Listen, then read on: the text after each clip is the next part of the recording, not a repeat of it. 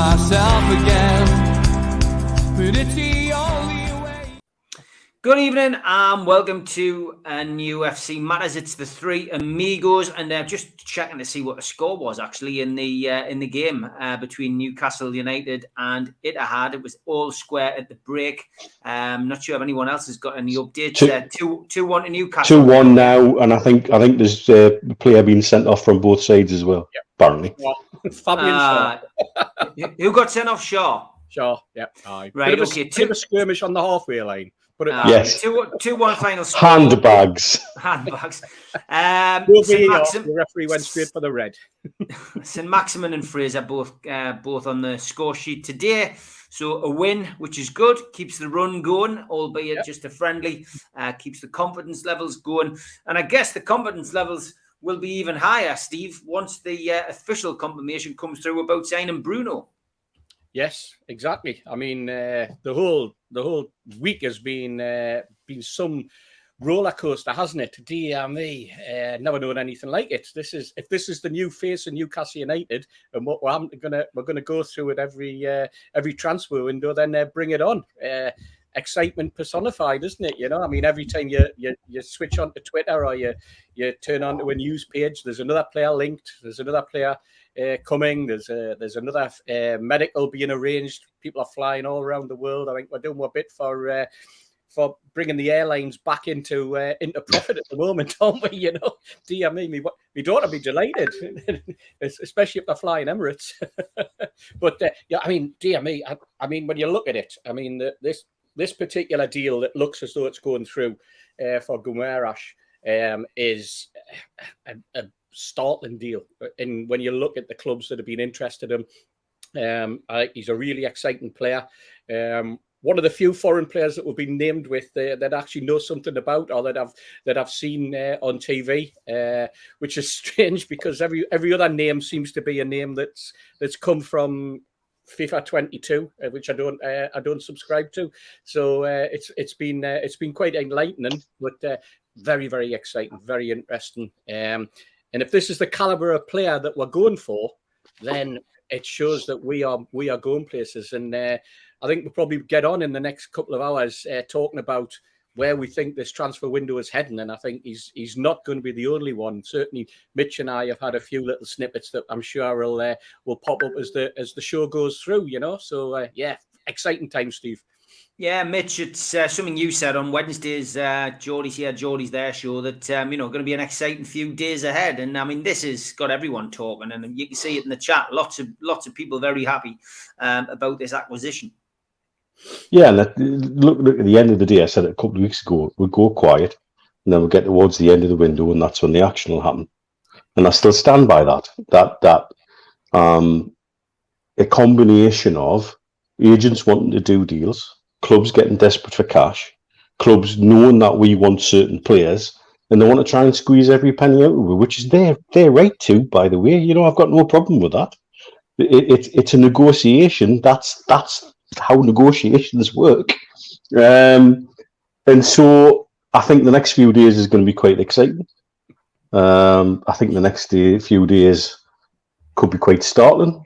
You know, the one phrase I've heard coming from certain parts of the various deals going on at the moment is that transfer deadline day may make the football world wake up and take notice of Newcastle United.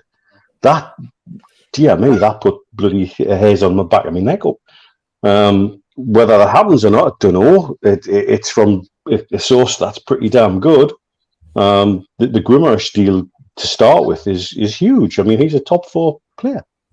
At the end of the day, he's somebody that could fit into any team in the so-called Big Six.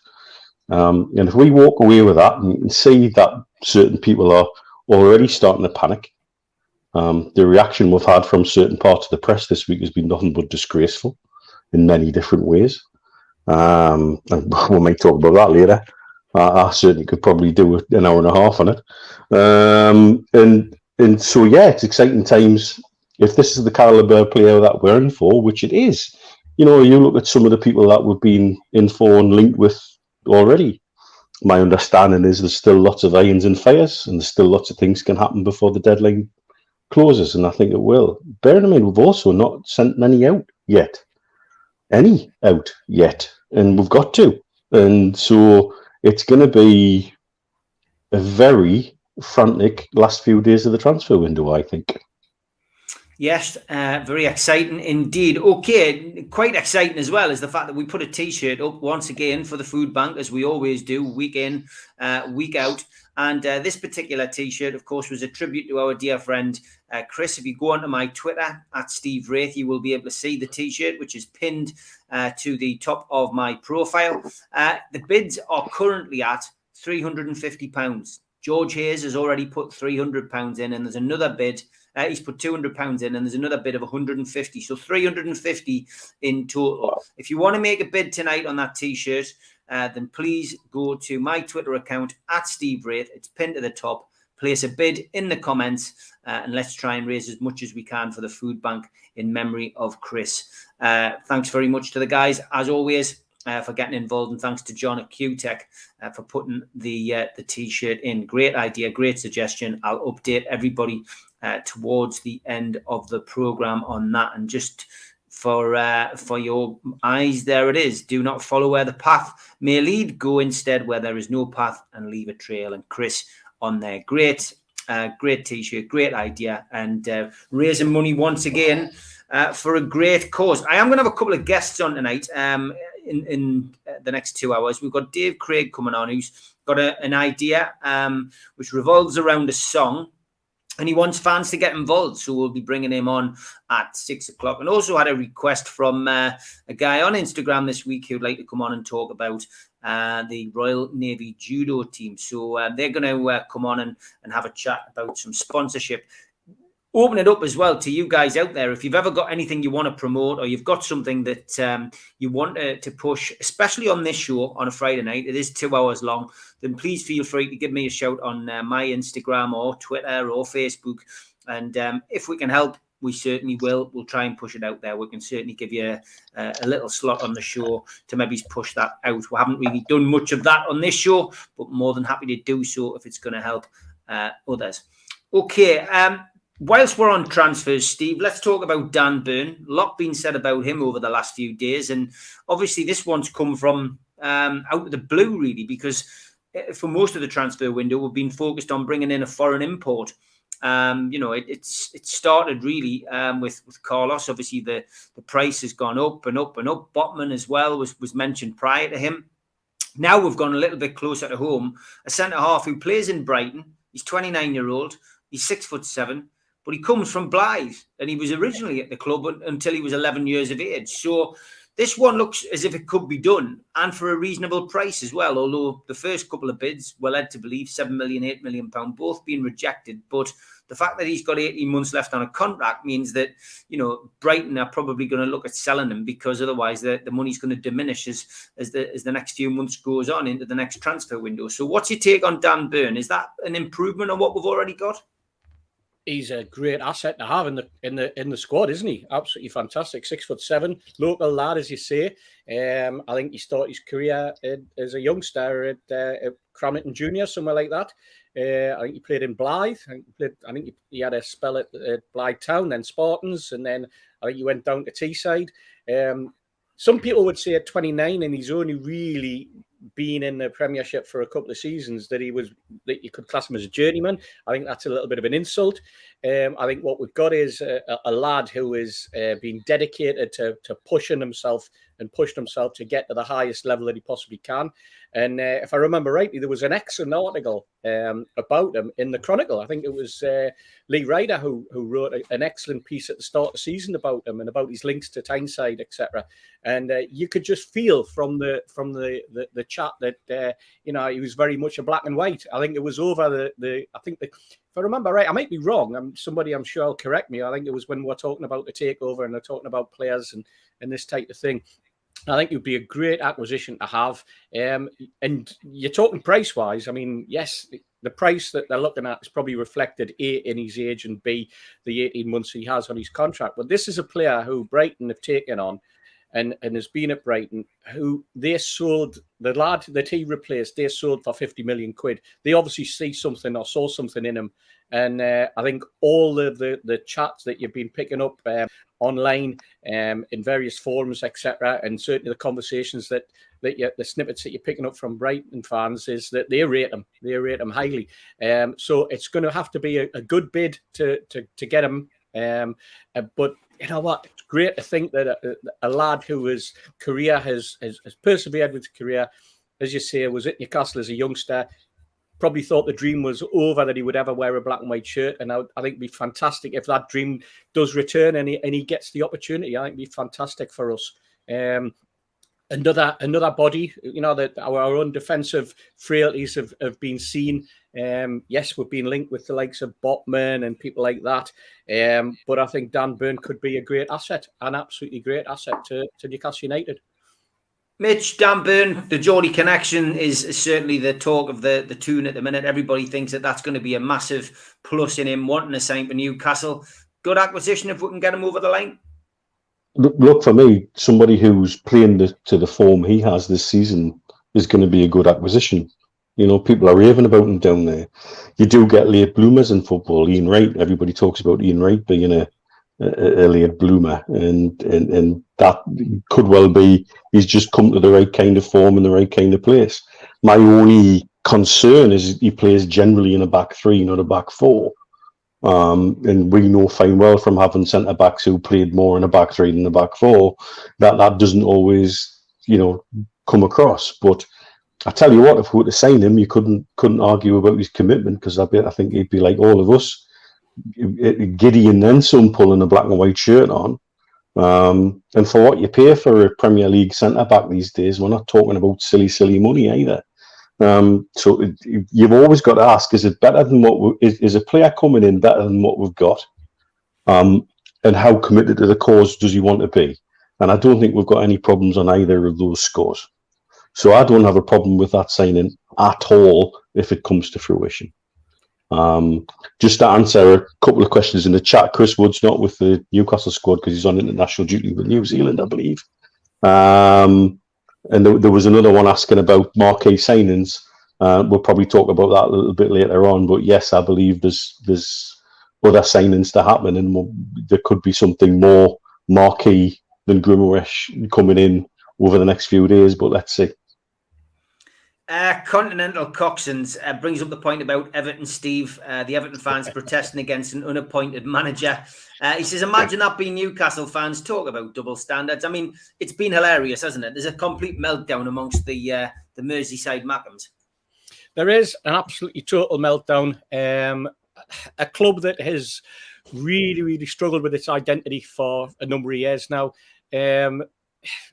Clubs that I think you could say for 6 managers in 6 years, something like that. Something's not right. It all coincides with the new owner. A new owner, by the way, that's piled money in, but it's just been badly spent. He's either been badly advised or he's spent it badly. I think it would be fair to say that on this show, we were all sceptical of Rafa taking the job at Everton because of the Liverpool links, but we all know that Rafa probably impulsively thought that was a job that he could do. I'm sure if he'd been given the opportunity, but the fans, obviously behind the scenes, felt as though he should never have been given a job, so he was on a hiding to nothing. I saw somebody try and compare that to us and Steve Bruce and Sunderland, and I don't think there was ever any criticism from Newcastle fans because Bruce had previously been employed at Sunderland. I think the criticism came was because he was a crap manager and he just didn't perform. And the results, it's a results-driven business, and it was the results that ultimately cost Steve Bruce his job. Nothing to do with anything else. I suppose you could argue that it's the results-driven business, and that's what cost Rafa. Ancelotti, I think everybody, now with hindsight, people are saying Ancelotti was a ridiculous choice as manager. I thought Ancelotti was an excellent fix for them. An excellent fit. And at the start of the season, when he was there, he seemed to be, he seemed to have everything right. But then he got offered the Real Madrid job and scarpered. He scuttled through the back lanes of Liverpool and he was away. And is that the fault of the owner? Is that the fault of is it their fault because they let him go? Who knows? But the total meltdown, I see the meltdown of the fans, and in a way I can understand it because they're in the shadows of Liverpool and the success that's been having, and it's driving them around the bend. But the meltdown in the press and the way that the press have picked up on it is the one that surprised me the most, I must admit. And I'm not sure. I mean, you listen to one radio station and they're very, very sort of coming in with the fans and anti what the club's done, and then you hear another press people who are completely opposite. And quite frankly, it's just a total shambles there. I've got some good friends through the food bank that we've made who are Evertonians. Great bunch of people, absolutely salt of the earth. I know that they'll be tearing their hair out about the position that the club is in, full stop. Because like us, they're genuine fans, and they just, they see the fear factor of relegation, and they see 500 million spent or more by owners.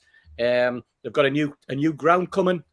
Again, they're now questioning: do we need a new ground if we haven't got a team? And then you've got the shadow of Duncan Ferguson hanging over every manager that's been there.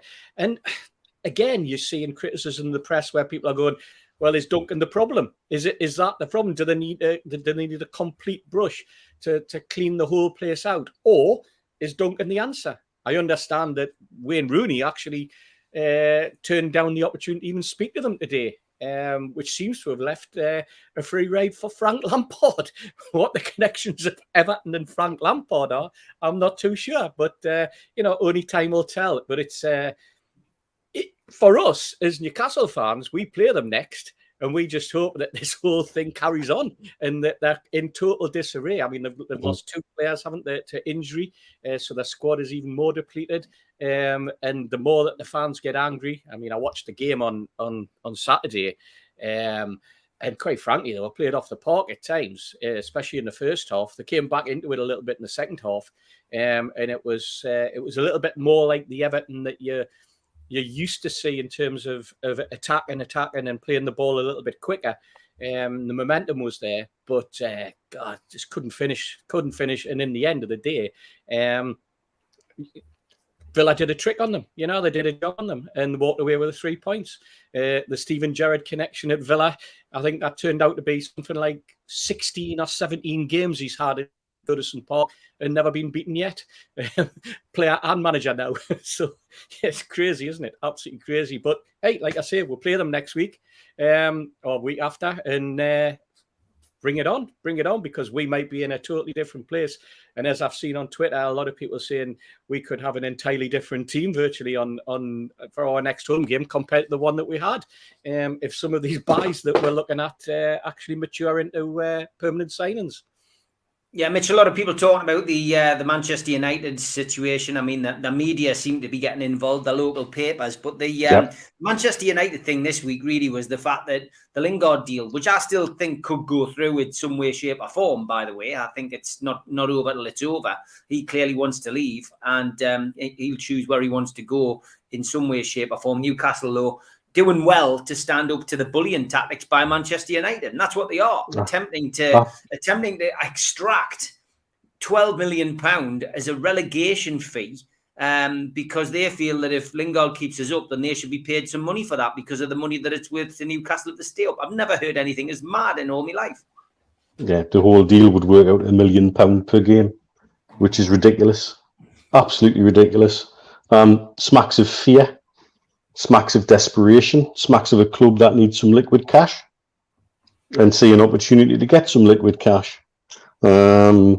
Smacks getting their local press involved, that they must not let these things happen.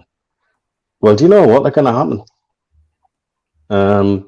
We talk about agents and how they run the game. Eventually, the agents really will make this go through if they want it to, and they can find a compromised position. I don't blame Newcastle telling them to bugger off. And like they've done to other people as well. And like I've said before, let's see where we're at on the 31st. Is they're looking at that balance sheets and thinking, "Oh, hang on, this mightn't have been a good decision." And then let's see how they then react to that, because the one thing they've made clear is, yes, we've got money to spend, and yes, we're not frightened by big fees, but you're not going to take the mick out either. And I think that's a really important message to send in this window, because if we're just giving everything and just pay this and pay that, what happens at the next window? You know, I think it's a real statement to turn around to someone like Man United and say, "Nah, not playing your game, son. Who do you think you are?" And who does that again? Who do the Manchester press think they are? Making some of the comments they've made this week, and that's just the tip of an iceberg of a load of press comments that we've had this week. Some of the press this week have behaved abominably. We've had one person make a joke about Jamal Khashoggi. I don't care which side of human rights you're on, to make a joke about that, to try and score points, and then turn around and say, "Hey, look at all these Newcastle fans jumping on me on Twitter," is shit. And you are a shit, and you're a coward as well, because you deleted it. And what I loved about that was the people that pulled him up on all of this weren't just people who are leaving the fan base open to being accused of sports washing for one reason or another. It was some of the people who've asked some of the hardest questions about Saudi takeover and the Saudi money involved in Newcastle United, going, "Hang on a minute, you cannot try and score points in that kind of horrible way." And I was glad to see that. I was glad to see that, you know, as a fan base, we stood up in the right kind of ways to that. And we're being accused of all sorts. And it smacks of fear. It smacks of desperation. It smacks of people who've just got used to a status quo, now realizing that that status quo has the real potential to be absolutely blown apart. And the one thing they all seem to be is terrified of us staying up this season. And I tell you now, in the next few days, if we make the signings I hope we do make, and I believe we could make, we're going to terrify some people soon. And you know what? We'll sit back one day and crack open a bottle of whiskey and light a big cigar and say, "Told you so." And we'll love it. And we should then enjoy some of the stuff that comes back with other people's way. Because you know what? As a fan base, it's really hard for us, I think, for a lot of people to bite their lips at times and try not to react to certain things that are thrown away. And we've had all sorts. And I know we've talked about it for months and months, that we're going to get all sorts of shit chucked at us. And as a fan base, we've got to try and react appropriately. And it's really very difficult too. You know, even people who are very clued up on the geopolitical situation and the sensitivities of how you react to something. You know, but you've got people asking Saudi to make generational changes in a couple of months. You know, it doesn't happen like that. I've been in Dubai for 10 years, and I'm telling you now, the changes here, even in that short period of time, have been huge. When we come up to Ramadan this year will be almost normal for those of us from the West. When I first came here, Ramadan was very much Ramadan, and you had to genuinely go and hide and buy stuff from the supermarket and shut your curtains and hide in your room to have your lunch and things like that, to respect how people work Ramadan here. Now, I'm quite sure you'll be able to go and get a beer and eat in a normal restaurant without a Ramadan curtain closed in front of you. And that's a massive change, and people don't understand how much of a massive change that is out here. You're asking Saudi, some people are expecting Saudi to make changes which it took us in the UK a generation to make. A generation. And they're asking for it like now, and it ain't going to happen. But there are huge changes in a short period of time happening. People don't always grasp that. Yes, there are still so many changes that are needed, and we as a fan base have the opportunity to raise our hands and ask questions at times because of our ability to interact with the ownership of the club. And it's a tiny little drop in the ocean, really, but it's also an opportunity to stand up and be counted. And I've seen a bit of that this week, and I've been really, really pleased to see that this week. because some of the things the press have chucked with this week have been absolutely gross. Yeah, we're definitely going to upset the status quo. Told you I had a rant in this tonight. But No, it was good. It was good. People are loving it. And as I say, we're definitely going to upset the status quo. And I think the message to fans is in the next couple of years, dust your passports off, because we're going to be rocking all over the world again, which will be fantastic. be wizard. Got lots to cram in, as always. Great to have a rant. And it's usually Steve Hasty. A lot of people are saying, but it was Mitch tonight. And a lot of people saying, well done, well said. So on to our first segment. It's the day I met.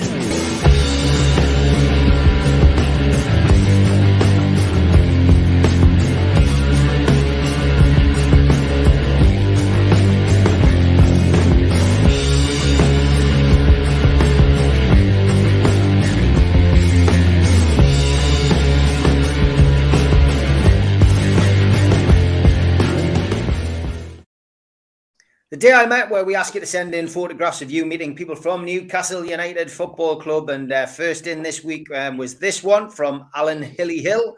And he says, this is when I met John McNamee and Vic Keeble. Tufts Retro. Yeah, great. Tufts Retro. Heard Hasty telling some stories about him on Geordie's Here, Geordie's There. Was a lovely fella, as was Vic. Yeah. So there you go. Great photograph, that, Alan. Thanks for sending that in, mate. And yeah, some great events at the Fairs Club. Bill and the lads used to do. And it was a privilege for me to meet both of those guys on more than one occasion. I've got some similar photographs myself, and I know Steve has as well. But thanks for sending that in and sharing that. This one from Rich, and it is one for the day I met feature, the mighty John Carver. Lovely bloke, chatted for a good 5 minutes with me at the KC Stadium pre-season 1 year. Thanks for not putting the result on, Rich. I'm sure we probably got beat, but great to share the photograph. And yeah, JC, I know that he watches the show on occasions. Good lad, JC. And finally, Raymondo says, at last a win. Does Pete Graves count as a Geordie celebrity at the Leeds game yesterday for the three Amigos? It does, Raymondo. It does. Well done, mate. You finally made it on. Your photograph's on there, mate. Everybody will know you now. They'll be stopping you in the street. Well done. But thanks for your support, mate, over the last couple of years. I know you're a regular viewer. And keep them coming in. Get your photographs sent in to us, and we'll feature you on the day I met.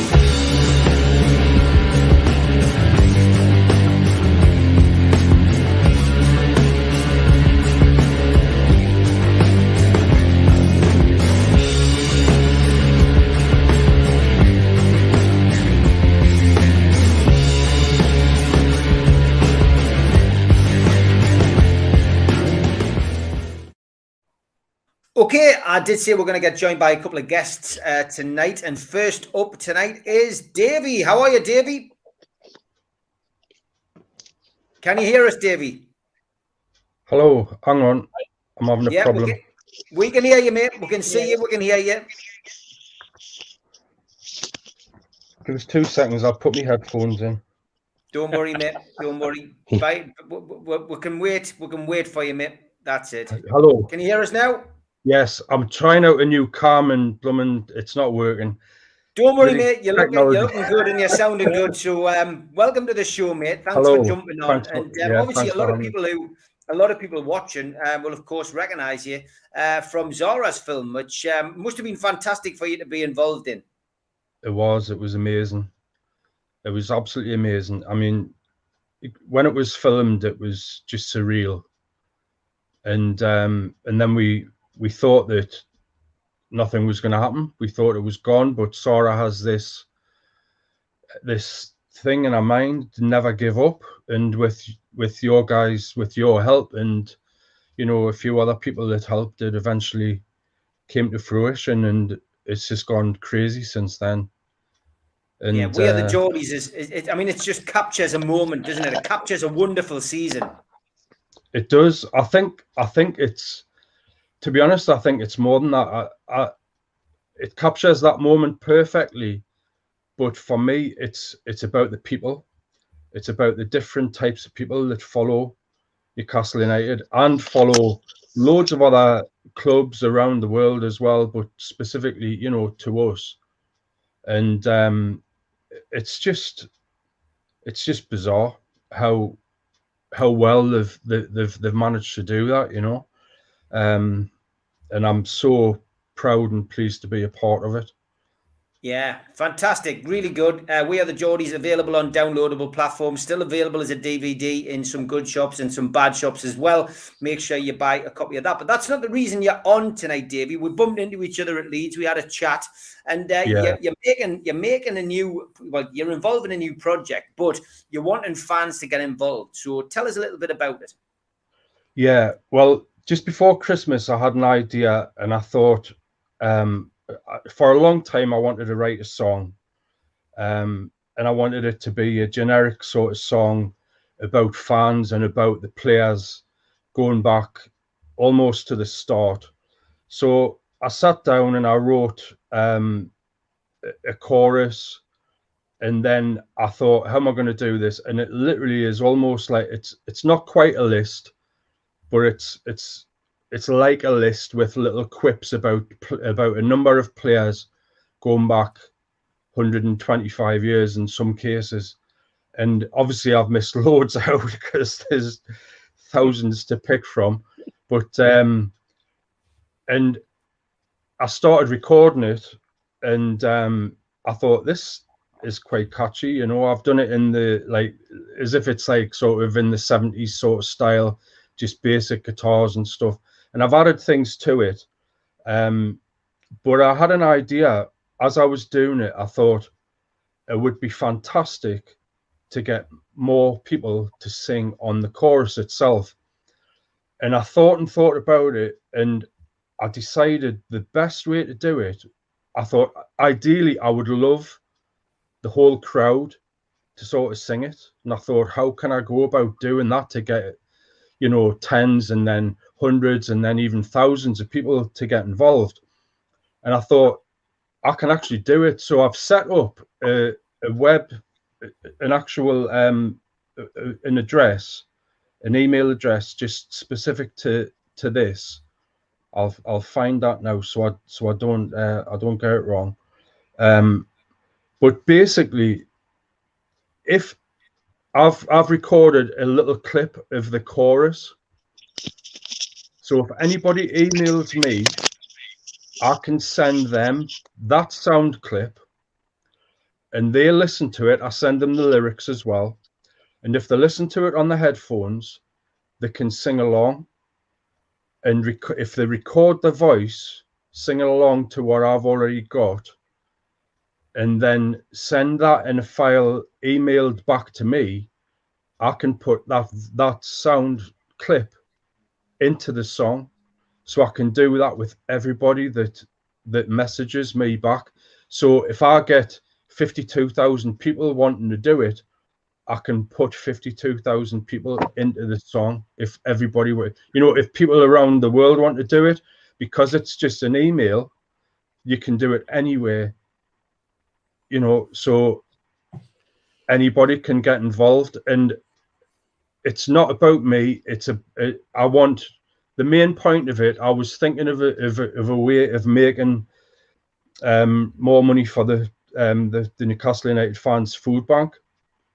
So I've recorded everything myself. I've done everything at home. I've got basic stuff. You know, I've been in bands for years and years and years. So I've just done everything myself, and it hasn't cost a thing so far. So I'm hoping to eventually get CDs and maybe downloads where people can buy it, and 100% of the profits will go to NUFC fans food bank. I don't want anything for it for myself financially or anything like that. So the idea is that was when I got the idea of getting as many fans and people involved as possible. So you can get your kids to sing along. You can, you know, everybody, your granny can sing along if they want, if she wants. Anybody can get involved, and I can put all of these voices in. The players can do it if they want to do it. Do you know what I mean? Anybody can do it. Past players, anybody that's interested can get involved and be a part of this song, and hopefully it'll take off and make a lot of money. The one thing that I'm kind of hoping for me personally, it's like a personal sort of dream. I knew when I was 13 that I would never get a chance to play on St. James's Park, and I went down the music route instead. So for me, getting a song played that I've written, played at St. James's Park before the match or at half time would be, and that's all I would want from it. Do you know what I mean? That would just be a dream come true. So that's it, basically, in a nutshell. Brilliant stuff. So have you got the email address where we can send fans to? I've just 2 minutes before I came on, I've put it on Twitter. So this is the first place I've mentioned it to anybody about this. So it's Davey. I'll spell it out. It's DAVY WATG. So it's Davey. We are the Geordies. Davey WATG at gmail.com. Excellent. Okay. Do you want to? So I'll just make sure I've got that right, because I've just typed it into the screen. So is it that? There we go. Davey WATG. That's the gmail.com. one. Yeah, that's it. It'll be on Twitter. I'm hoping to put it on a few different platforms, and I'm hoping to get some press involvement as well, to try and, you know, if I can get the BBC, Radio Newcastle, Metro, the Chronicle, anything like that, to do a little piece on it, just so people know and they see it and they can get involved. Because not everybody, you know, is on Twitter, and you've got a huge following, but not everybody's on here. So I want to try and reach as many people.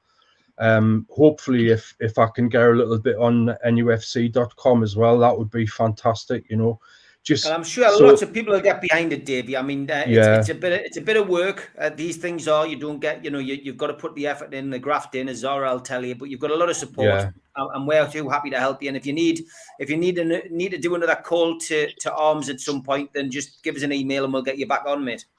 I will do. I'm going to be on a few other podcasts as well, I think, but I want it. It's going to be like a trickle effect, I think. Yeah. So this is the first time it's mentioned, and I know everything's up a height with the transfers and everything. It's crazy at the minute, so people will not be thinking too much about this. Maybe after Monday night's finished, you know, people can get involved, but they can get involved straight away. All they need to do is just send me an email, and I'll reply with the sound file and the lyrics, and then they can get cracking on it, and hopefully they'll enjoy doing it. And not to worry about singing. I want people to think that the match and shouting along with something. You know, I'm not a singer. I'm not a singer. I'm a guitarist. So when you hear it, you'll be able to notice that. And I think in a way it's kind of me thinking I want everybody else's voices to drown mine out as well. You know what I mean? But my Davey, it's a great gesture. I'm sure the food bank will be delighted with that. And you know, Davey WATG at gmail.com is where people need to send an email to, and you send them the tune. They'll record the voices, send it back. It sounds like a great idea. We'll wish you all the best, and we'll give it as much support as we can, Davey. So best of luck with it, mate. And, all the best. Enjoy your weekend off from supporting the tune. I'm sure I'll see you at West Ham, mate. Take care. No bother. All the best. Cheers. Bye-bye. Great to have Davey on. And as I say, anyone's got anything else that they want to push on the show, feel free to drop us an inbox. Might not always be able to get you on a Friday night because it's probably one of our busiest shows, but always happy to help. We'll always get you on our platform. Now, I was panicking a bit there, Steve, when he said that it was going to be in the 70s theme. I thought, he's going to have we're dressing up, glam rock and all that. I was delighted when he suddenly announced it was actually going to be singing and not dressing up. Dig the flares out, Steve. Dig the flares out. This week, as we know, has been a visit to Saudi Arabia. And at the start of the week, our roving reporter, Al Walid, was on scene trying to get some exclusive photographs and get to meet some of the players. Well, pleased to say that he did have a little bit of success, and he sent this in tonight. Good evening, Newcastle. This is Al Walid from Jeddah, Saudi Arabia. Today is a close game between Al Ittihad and Newcastle. We wish to have a lot of information. As soon as we have it, we're gonna try to publish it on Twitter and my channel on YouTube. Also, I'm reporting this for NUFC Matters, 3 Amigos show tonight, which I want to say, how are the lads? We'd like to tell you that and assure you that Newcastle team have a great trip in Saudi Arabia, especially Jeddah, which have a lot of multicultures. great sunlight, especially this time of season, and they've been around fancy places and traditional places as well. Hard training under the sun. And Ittihad fan very excited. I just exchanged by fan request my Newcastle shirt to Ittihad shirt. I met some of the players, and I met Eddie Howe, as you see from the picture in my account on Twitter. They are so enjoying themselves. Unfortunately, they recognize me as a Brighton guy. About transfer shows, I will leave this to you, three amigos. Al-Walid, NUFC Matters, Jeddah.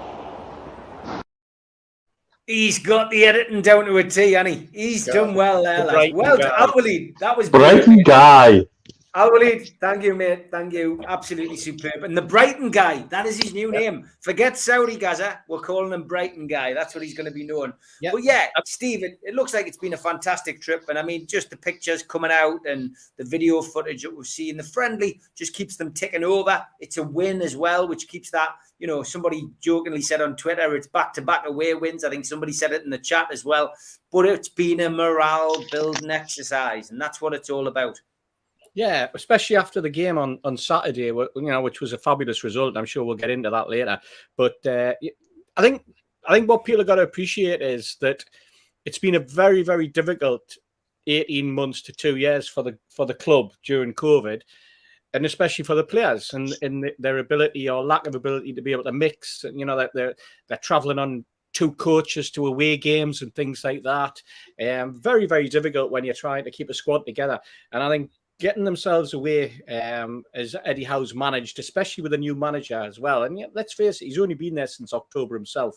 And all he knows is what he sees of the players in the little confined area of training. He probably knows very, very little about them and their private life and what they're going through, and just mixing with them in a social setting. I mean, you know, go out for a meal or something like that's probably happened. But apart from that, that's been it. So getting away is probably a great thing. You mentioned the word morale, team building, morale, keeping the momentum going, and just generating a team ethos again after 18 months to 2 years of COVID. I think it came at just at the right time. I'm pleased they went away. I'm pleased they didn't just go to Spain and, you know, the players flying off to everywhere and playing golf and all that type of thing, and you know, doing what players normally do. I think it's great that they've been able to capture some of the culture in some of the trips that they've had, and I think there's been the odd snippet released on social media by the club of the players out there at the various events, the sort of things that we've had to do when we've gone to Dubai, the sort of things Mitch has done. You know, you go and you see the falcons flying around, and you go on the safari in the desert, and you know, you drink the coffee as we did. You know, the cardamom coffees and the Arabic coffees and things like that, and just sampling a totally different culture. And for some of those players, that'll be a fantastic breakaway, a great opportunity, because some of them may not have experienced any of that before, and it kind of draws the whole club back together, and it gets them to appreciate exactly where the club is going forward with, and probably again with Amanda and some of the members of PIF that they've been able to meet and mix with and hear their thoughts on where the club's going. All of that will have helped enormously. It'll have helped the new players to bed in. It'll have helped the existing squad to reignite themselves. And it'll help the manager and his coaching team, most of whom, other than Graham Jones, were new themselves. So all in all, I think the timing is absolutely brilliant. And then getting a game in, even if it was just a friendly like it was today, is a bonus point, especially when they're playing in the sun and they're playing in decent weather and they're not back here freezing their nuts off like the rest of us are. And there's more to come as well, unfortunately. Look at Mitch laughing. Mitch, Saudi Arabia, it was always going to happen. It's come a little bit earlier than I expected, I've got to be perfectly honest. But it's not only a bonding exercise, but it's a first chance for Saudi, you know, people to see their team, you know, in their country. And there'll be a lot more of this, I fancy. Yeah, and put it in perspective, somebody made the point on Twitter today that Al Ittihad have 4.2 million followers on their Twitter account. 4.2 million. They're the oldest sporting club in Saudi. Saudi has a huge population of people under 30 who are interested in sport. Getting connection to that demographic, all of whom are, like we've discussed before, support in this region is about often players rather than teams, other than when you have a deep connection to the club historically. Clubs out here are bigger than football clubs. Football might be the main sport in the club, but they also cover everything, the basketball, the volleyball, a number of different sports all under the same banner.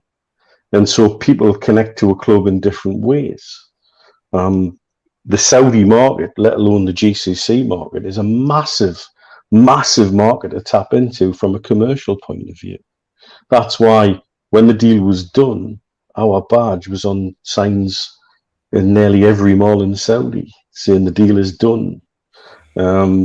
This, from a commercial aspect alone, will then spread through the GCC, and the amount of people that could touch and bring into the Newcastle United fold is huge. It's a huge move. And so to make those connections, and even moves like, for example, to put the CEO of Saudi Golf on our board in the last week, that's a link. And I'm going to tell you now, if our lot are not on a golf course this trip, they'll be on a golf course the next trip, and those pictures will be everywhere associated with Saudi golf, and our club badge will be on every one of those pictures. That's massive for the region. Golf is huge in this region. And so it's these kind of things that were always going to happen. And yes, the thing that will be thrown at us, and we've had it already, it's not Saudi state, take that out of it. I'm sorry, the commercial aspects of this arrangement of ownership go way beyond whether the Saudi state's in control of it all or not. It's about commercial bond and commercial opportunities, like Aramco do with F1, like Aramco do with golf, and other Saudi sponsorship that just flies under the radar, seemingly. Like the longest commercial relationship in the Premier League between Saudi Telecom and Man United, that nobody likes to talk about and nobody likes to bring up, but it's there and it's real, and that's what it's about. It's about reaching across and reaching out and growing your base from big populations who are interested in sport and are the right age, i.e. under 30. That's Saudi. And so a Saudi trip now is actually being getting knocked out the cup's probably been a really good opportunity to get into this arrangement for winter training in the break and then set up going forward. And it wouldn't surprise me once transfer deadline day rolls around to see some of those things announced in Saudi, not here. Let's see.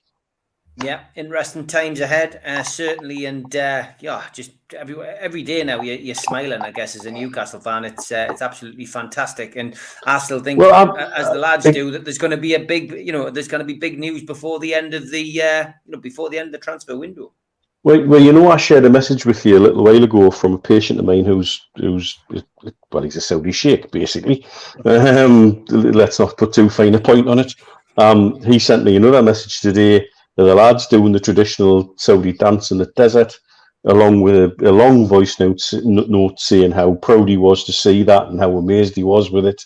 And again, quote unquote, our club is going to go places. Our club, not your club, ours. There's somebody bought into it already.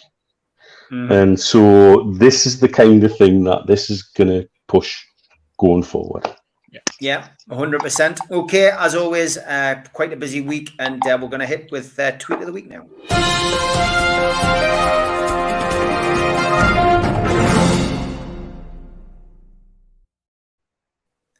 Yeah, Tweet of the Week. I could go on all night with these. There's been some absolute belters, and I've siphoned off the best of them. But likewise as well, lookalikes have been inundated this week. But let's go with this one, and it's a conversation really that I've had with many people. Sophie Robson, bring back Masters football, and I might touch on this in the second half of the show, lads. But I think it's right. I think we should bring that back. It was always good. Did you go, Mitch? Back in the day? Yeah, I've been to a couple of the Masters tournaments back in the day at the arena. always a good watch and always good crack. Mind you, I'd turn up and see two teams of chickens play football. I'm not bloody stupid, but yeah, I always enjoyed it. It was always good crack. Yeah, I mean, it's, me too. Steve, were you a Masters football fan? Yeah. I thoroughly enjoyed those tournaments, and it was great because there was always that competitiveness, not just among the teams themselves and the ex-players, but among like even those on their own team, like the stick that some of them were dishing out to other members of the team, that type of thing. And it showed you that, even though some have been retired maybe 10 years, the competitive edge that still existed, there's still winners. And, you look back at our team there, that photograph, for example, Peter Beardsley, Rob Lee, you couldn't get two better professional footballers than those two. And that this is again something that I think is going to really enhance the club if those type of things can come back and we can start getting ex-players involved in what's happening at the football club in the future. Players like Rob Lee and Peter Beardsley and Alan Shearer and many, many others who are absolutely fantastic pros and have an awful lot more to give. But yeah, Masters football was great. I'd love to see it. Yeah, me too. This one was from Stephen Chow. Yeah. Whether we stay up or not, the emotion of hugging my old man, who's 67, by the way. He's not that old, how are we? When that final whistle went in was priceless. Absolutely. That's obviously Leeds last weekend. But hello, Stephen, 67. That's no that, man. Yeah, talking about Leeds as well. I mean, Mitch, we'll just touch a little bit on it. I mean, there's been enough said, but disgraceful scenes. This was the system used to get us in a group today. Old H&S attendant defiant in his defence of this at 3 p.m. dinosaur and needs sacking. I mean, come on, Mitch. This isn't the standards we should be used to in the Premier League. No, and there's no excuse for it from either the club or West Yorkshire Police Force. Yeah. Who, in my experience, have a history of not really giving a damn about fans. Yeah. In my times on various coaches here and there, if you know you're going to that part of Yorkshire, you know you're going to get hassle just because you breathe.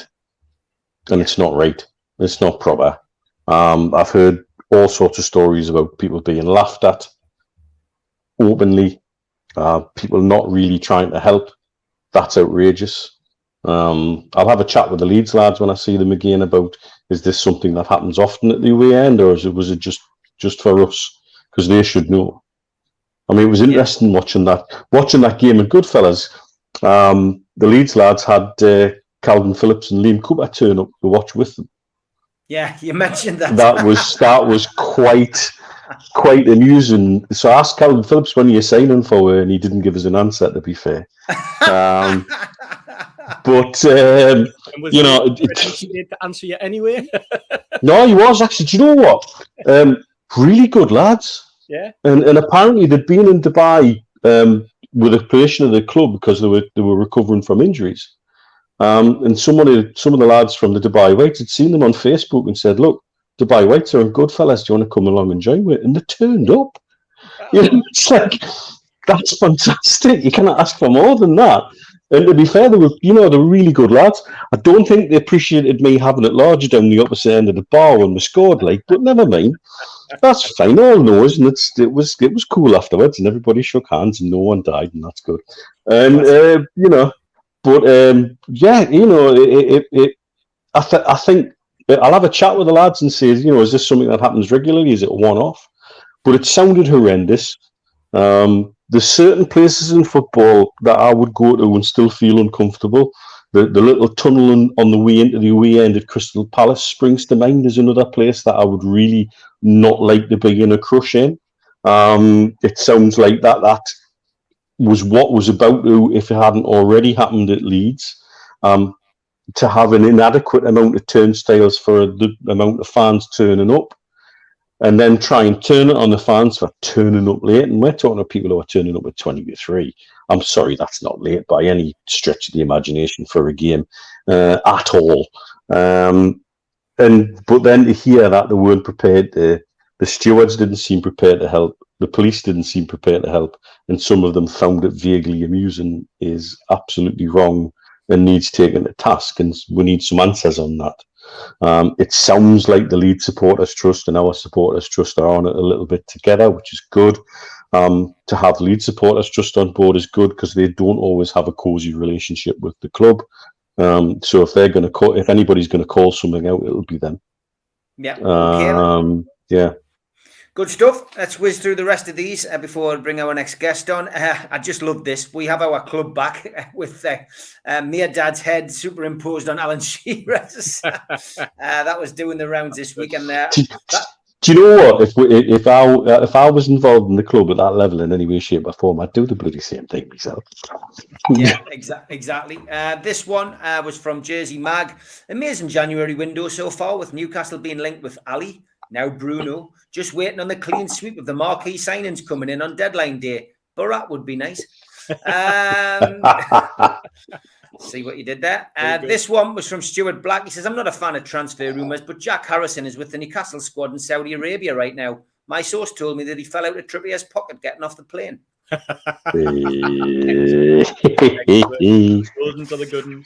I like this one as well, Steve. Yes, this was, I couldn't stop laughing at this one. John Joe Shelby in midfield with Joe Linton and Gamarish. And there's poor chap in the middle. He's probably right. This one, Alan Shearer. Yes, well done, Newcastle, and a huge 3 points. Mia Dad was on form. He says, yeah, that was me last night. Excellent. Next one was this one. We touched on this earlier. Everton fans are exactly what the media believe Newcastle fans are, yet we're the deluded ones, said Geordie Girl on Twitter. And I just like this one. You know me, lads, I sometimes like to put a picture of a cat up. This was Rachel. She went, Tinder's going well, lads. And picture of a cat with red wine. Marcel's profile picture, probably not quite following Tinder's guidelines there, I wouldn't have thought. This wasn't going to make the lookalike section, but Sam did post a video. He's getting into the Albert Mooney kind of thing now, Steve, isn't he? Doing photographs of you. It's a pretty good likeness, though. Well, that's because he's put my face in it. That's why. That's why. Yeah, simple as that. Jeff Carter, who I know is watching tonight, he often comes on Monday's shows. Misery of managing on a damp ground like Elland Road. And that's probably spot on. This one was sent early in the week. Lookalike. Now, again, I'm not including this in a lookalike for Friday because we've got that many lookalikes. I thought this was better just because of the headline of the newspaper, Mitch. Angus man cleared of farting at police in Dundee. Good effort, to be fair. Cleared of farting at the police. Unbelievable. George, hope your son is okay. I know he's had a visit to hospital this week. George sent us this. He was ready for Wednesday night show. Great picture. We always like getting photographs in from supporters and viewers. This one, Steve, was a good one. Yes, this was from Adam. Adam 4444, or Adam F 4444. My wife goes away and I bought some golf clubs and had some explaining to do. Imagine Gadushi when a man that gets back from Saudi explain he's bought a midfielder, 2 defenders, and a striker. Left the credit card, Amanda. Lots of politics. We tend to avoid it on this show. We've got enough going on with Newcastle United, but Boulder dashing through the slow, pick this one out. Have you ever been ambushed by a cake? I thought that was pretty. That was pretty good this week. I did like this one as well. Our glorious leader Boris doing a Shearer. Yep. This one was after the Leeds game. Put a lot of time and effort into this, Rob. Leeds 0, Newcastle 1, Dubravka 10, Dummett 10, Lascelles 10, Shaw 10, Trippier 10, Willock 10, Shelby 10, Joe Linton 10, Fraser 10, ASM 10, Wood 10, Subs 10, Howe 10, Owen 10, New Owners 10, 3 points 10, Geordie's 10, Timebridge 10, Anton Deck 10, Cairns 10, Gaza 10, Jimmy Neal 10, Stotty's 10. It did end there, by the way, but we got the picture. He was happy. I like the bit where he put Shearer, put Shelby, and even put the goal. Getting that Gosh. ball. That was brilliant. Well done, mate. United says, big shout out to my 9-year-old daughter who sits with her iPad facing the TV at home for the whole match so that I can watch the match offshore. She's banging to it as well. Great crack and monumental joy at the final whistle. The Wi-Fi's too slow for my IPTV to work over here. What a daughter that is. Well done, Pet. Superb. Fantastic. We've already had that one. Paddy Power, we often feature these guys on the show. We don't get anything from them, but they're always good at tweets. Liverpool and Prince Andrew embarrassing the Palace. Say no more. Right. This one, Andy Batten, officially a cult member. Well done, mate. And he was number 100. So well done, Andy. Brilliant. Congratulations, mate. That is no mean feat. And well done to John. Great idea, that. And it's great to have so many in the community. This was from James, Zara's other half. Sounds like the perfect plan for the COVID era. And it says, I can't afford a vacation, so I'm just going to drink until I don't know where I am. Sounds good. Fantastic. Albert came up with this one, Steve. Yes, it says, the world is a wonderful place tonight, Stuart. It's a kind of world you want to stick your appendage in a bun, covered in peas pudding, and shout, how's that for a Savoy dip? Albert. Jeez. Ken Dodd is alive and well. I knew. You notice how I got Steve to read that one? I noticed you did, yeah. Thanks for that, Steve. Okay, we're down to the last couple. These are the winners this week. I love this photo, and I retweeted it straight away. Yeah. Look at the joy. Come on, Newcastle. A wonderful family shot. And she was over the moon, Yolanda, because Alan Shearer then went on to retweet it and dropped her a message, I think. So that was fantastic. Just the joy that a Newcastle United win brings. And we don't have many, do we? Well, we haven't had many this season. But that was just a lovely family photo. Everybody smiling, everybody happy. And that brought a lot of pleasure to everybody. The winner of Tweet of the Week has to be this one.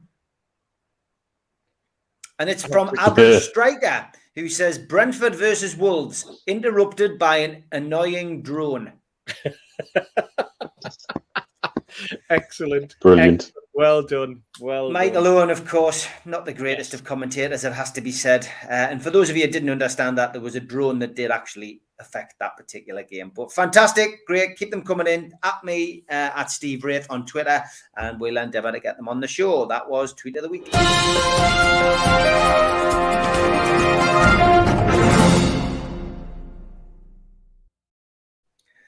Okay, halfway through the show, 800 watching at the minute, which is fantastic. Please hit the like button and please subscribe. We've got a second guest coming on tonight. It's Rob Hutton from the Royal Marines Judo. How are you, Rob? Yeah, good, guys. Good. Good to see you, mate. Good to see you. And one of the guys reached out to me on Instagram asking for help trying to get some sponsorship. And I said, well, jump on the show. Tell us what it's all about. Sell yourself and see whether anybody can help. We've always got people who are willing to help in the Newcastle community. So over to you, Rob. Tell us a little bit about that. Yeah, so obviously I'm one of the coaches at Royal Marines Judo. Royal Marines Judo is run by a Newcastle fan called Colin Francis, who happens to be my sergeant. And obviously the way the chain of command goes, he was busy with work tonight, so he's throwing me in at the deep end.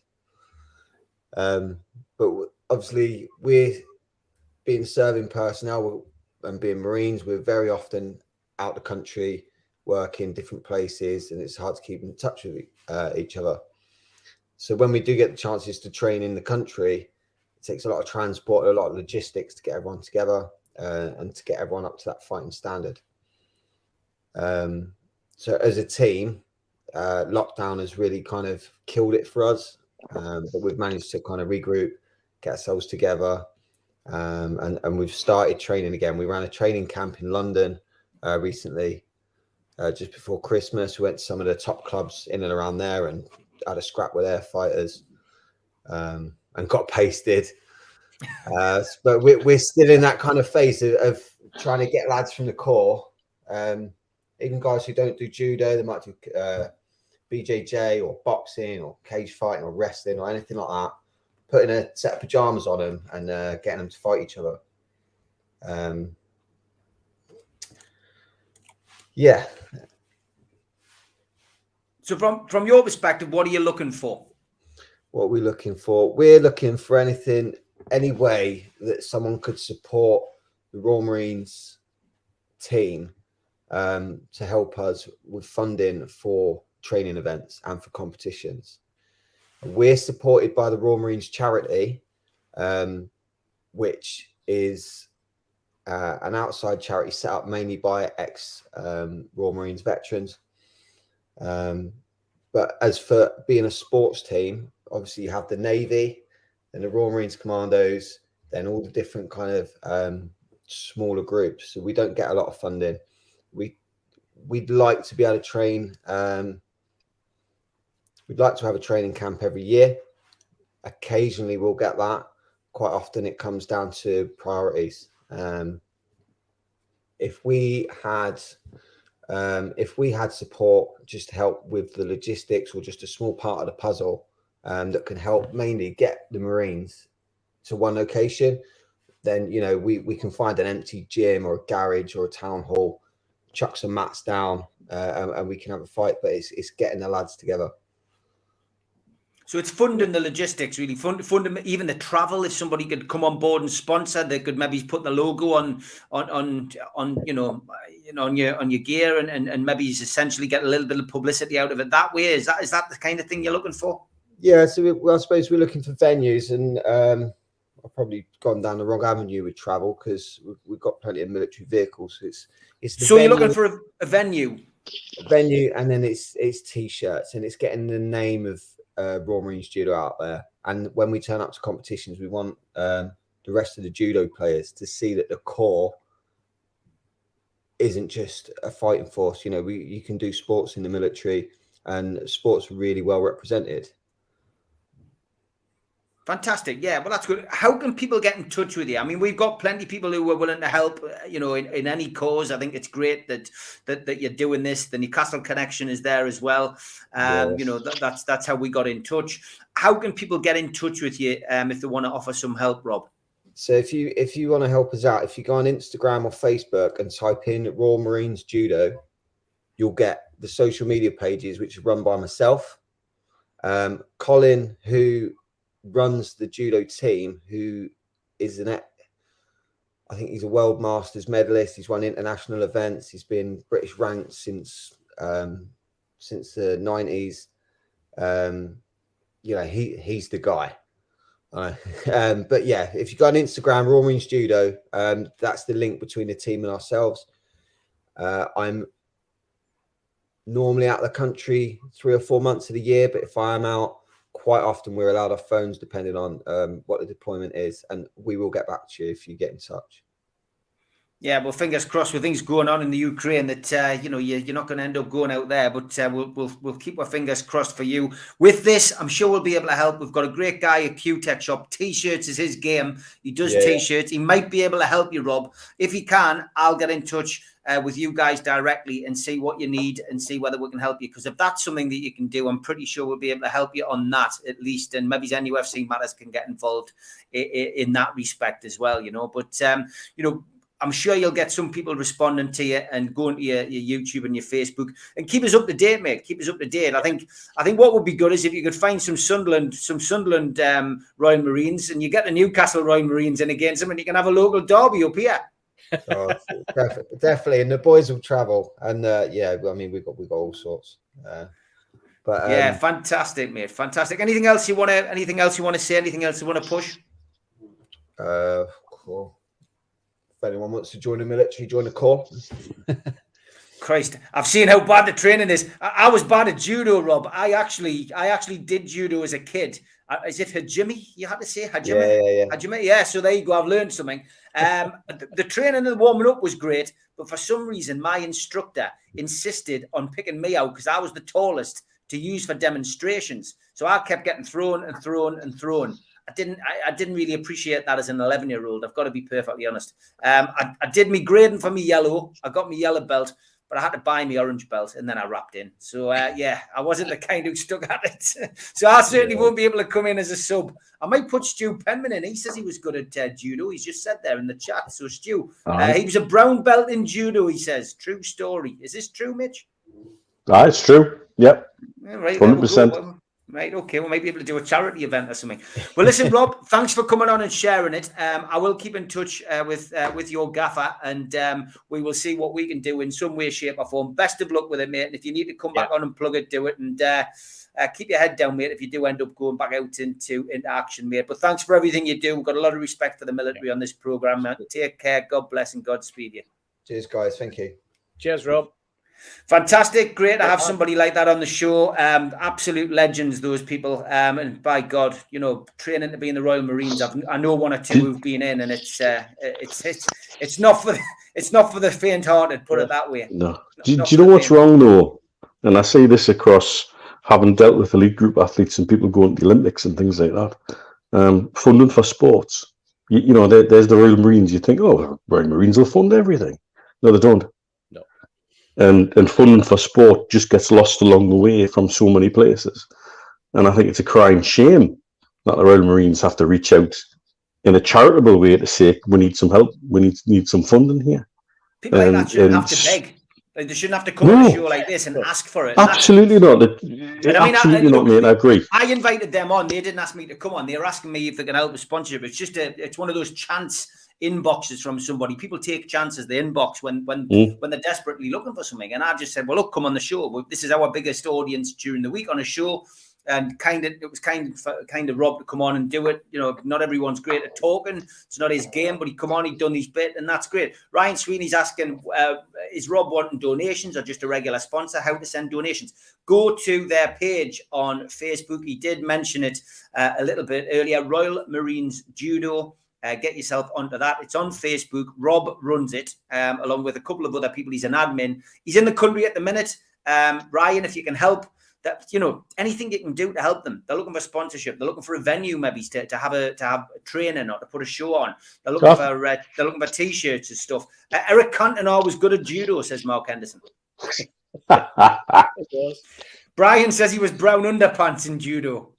Well, aye. Good stuff. All right. Well, look, thanks to Rob for coming on. And if anybody can help, please do. I'll certainly keep in touch with the lads and see what can happen. Ryan says he's going to help out in some way, shape, or form, which is great. Andy Carroll, he has gone to West Brom. Some people are saying that the Bruno deal is done now.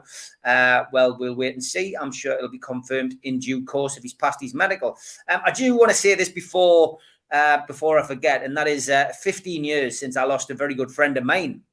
Chris Herron was one of the top footballers in the Gateshead district area. Should have gone on to play professionally. Could have played professionally, but decided that he'd rather play with his mates. He knocked back the chances of going on trial at various league clubs over the years. Tragically died and taken from us at such a young age, at 21. He scored 54 goals in 72 games for me on a Sunday morning in a season and a half. That tells you how good that kid was. It tore our team apart in a lot of ways. He was a focal point of our team, and he was sadly missed. Hardest thing I've ever had to do was be involved in his funeral, and you know, essentially, you know, keep the team together. We all grieved together. We lost together. We grieved together. But that guy is never forgotten. And as I say, 15 years on, we've held charity events over the years. Constantly in touch with his family. His two daughters have turned into wonderful young ladies. One of them's gone on to play football. Still keep in touch with his mum and his dad.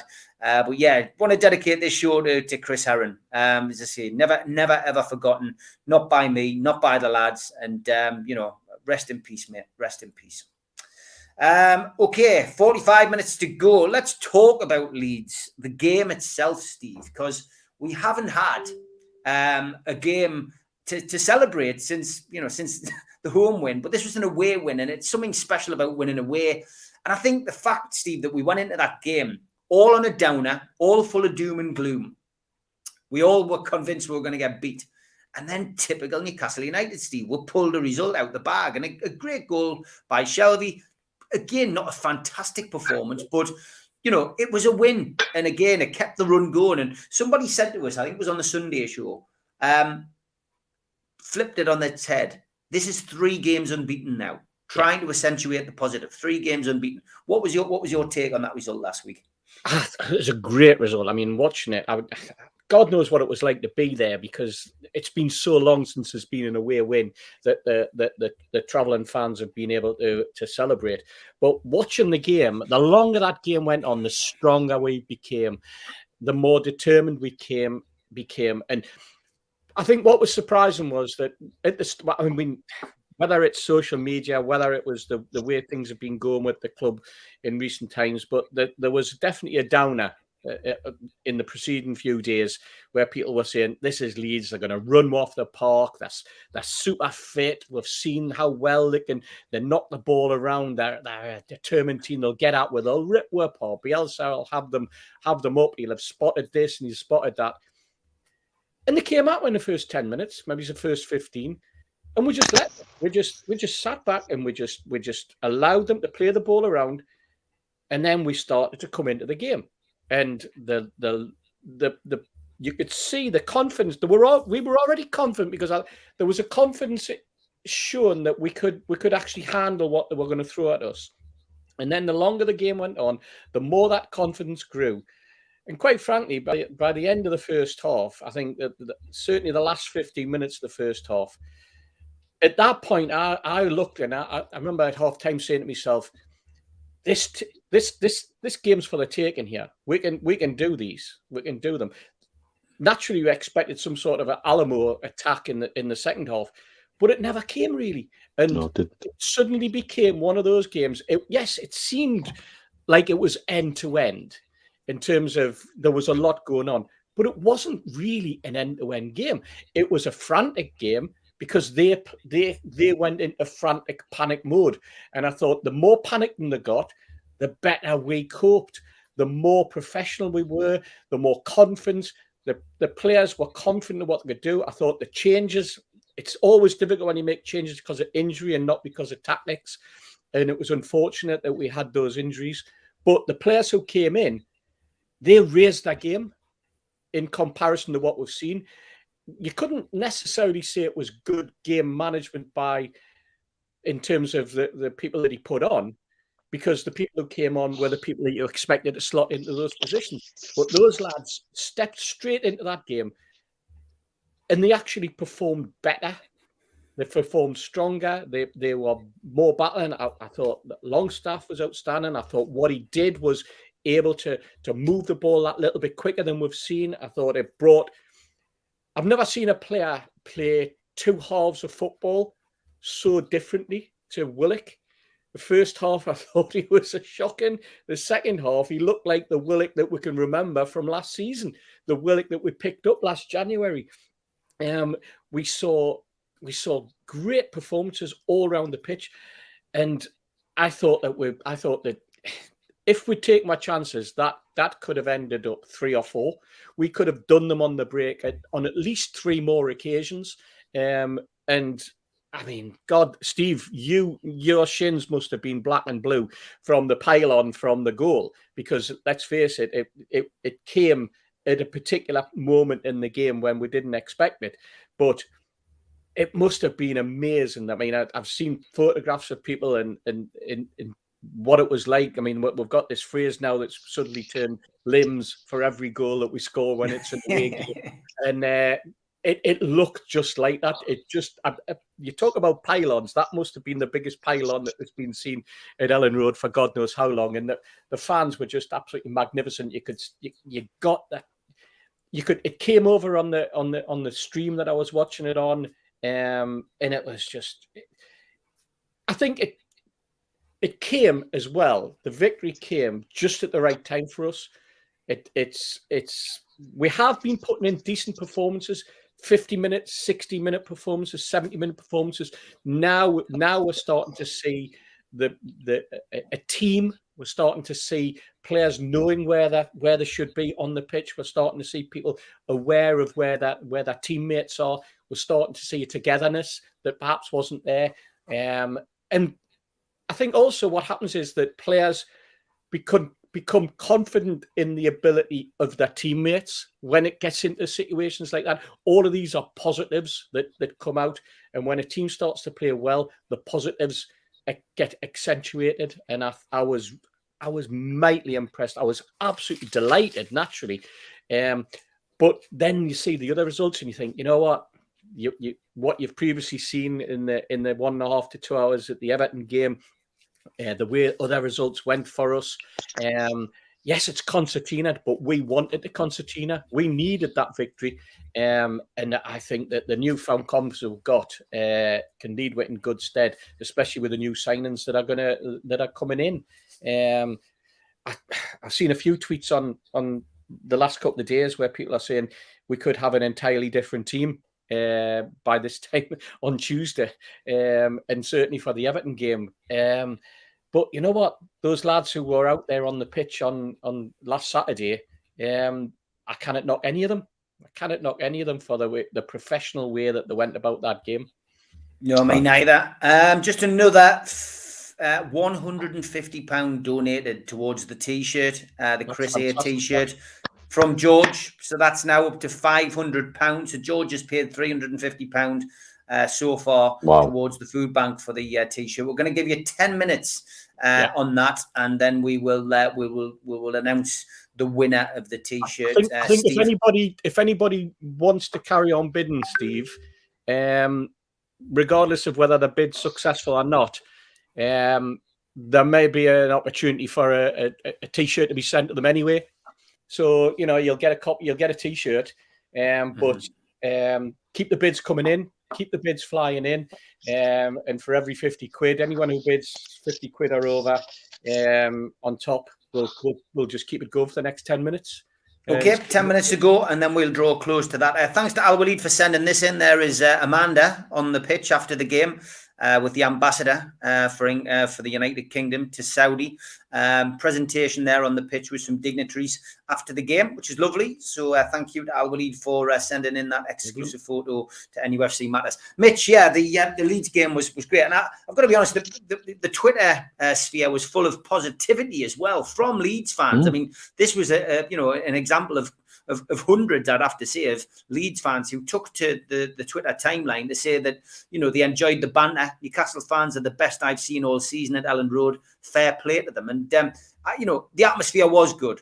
There's a rivalry between us and Leeds. It's not like the derby, but it was great banter on the day. And it was nice to see a mutual respect after the game. As you can imagine, drinking where I drink in Dubai, I've seen a lot of that. I've seen a lot more of Leeds than probably I would like to. But there's always a mutual respect between the Geordies and Goodfellas and the Leeds lads. I've even taught them a couple of extra verses of Sunderland's a Massive Club that they like to sing very much. So, they've been grateful for that. The thing is, for that game, because I've seen quite a bit of them, I've seen what they can do, what they did at West Ham, where they were relentless and they kept coming back and they kept coming back. But I've also seen the Leeds that capitulates. I've seen the Leeds that chucks it in. And one of the things that's always struck me about them is the versatility of a lot of their players. They've got full-backs who can play at centre-back, centre-backs who can play in centre midfield, centre midfielders who can play at full-back, wingers who can play as central strikers who sometimes play as wingers, and so on and so on and so on. But Bielsa seems to have a plan A. And plan B seems to be built around chucking more people on the pitch in an offensive manner, and playing more people out of position. And the more resilient we were, the more that was what seemed to be happening. You've already touched on it, that the subs that came on really stepped up to the plate. I thought Clark was fantastic. I thought Manquillo was unbelievable. I think he put Rafinha back in his box and then won the free kick that won the game, I think you're right about Willock. Where did that come from in the second half based on the first half performance? But I think that also shows what's going on in our camp at the moment about togetherness and spirit and determination. I was pleased to see that we matched every bit of energy that they had and then eventually ground them down. And one of the weaknesses that if you talk to the Leeds lads over here about, they don't like their keeper. And really that free kick was on their part a poor one to concede, I think. I think we'd have been pretty raging if we'd have conceded that free kick. No, Chris, don't get cheesy chips out here for a quid. You don't really get cheesy chips out here at all unless you go to Bob's Fish and Chips in the marina. But that's another matter. It was really pleasing to see we turn round and up a game and more than match someone. I don't think I've seen that for a while. Would deserve every one of those 3 points because it was ground out at times. But I don't care if it's ground out. The points on the board is all that matters at the end of the season. But also, from a taking on Leeds aspect, to be fair to them, I don't think that was their best game in a long time.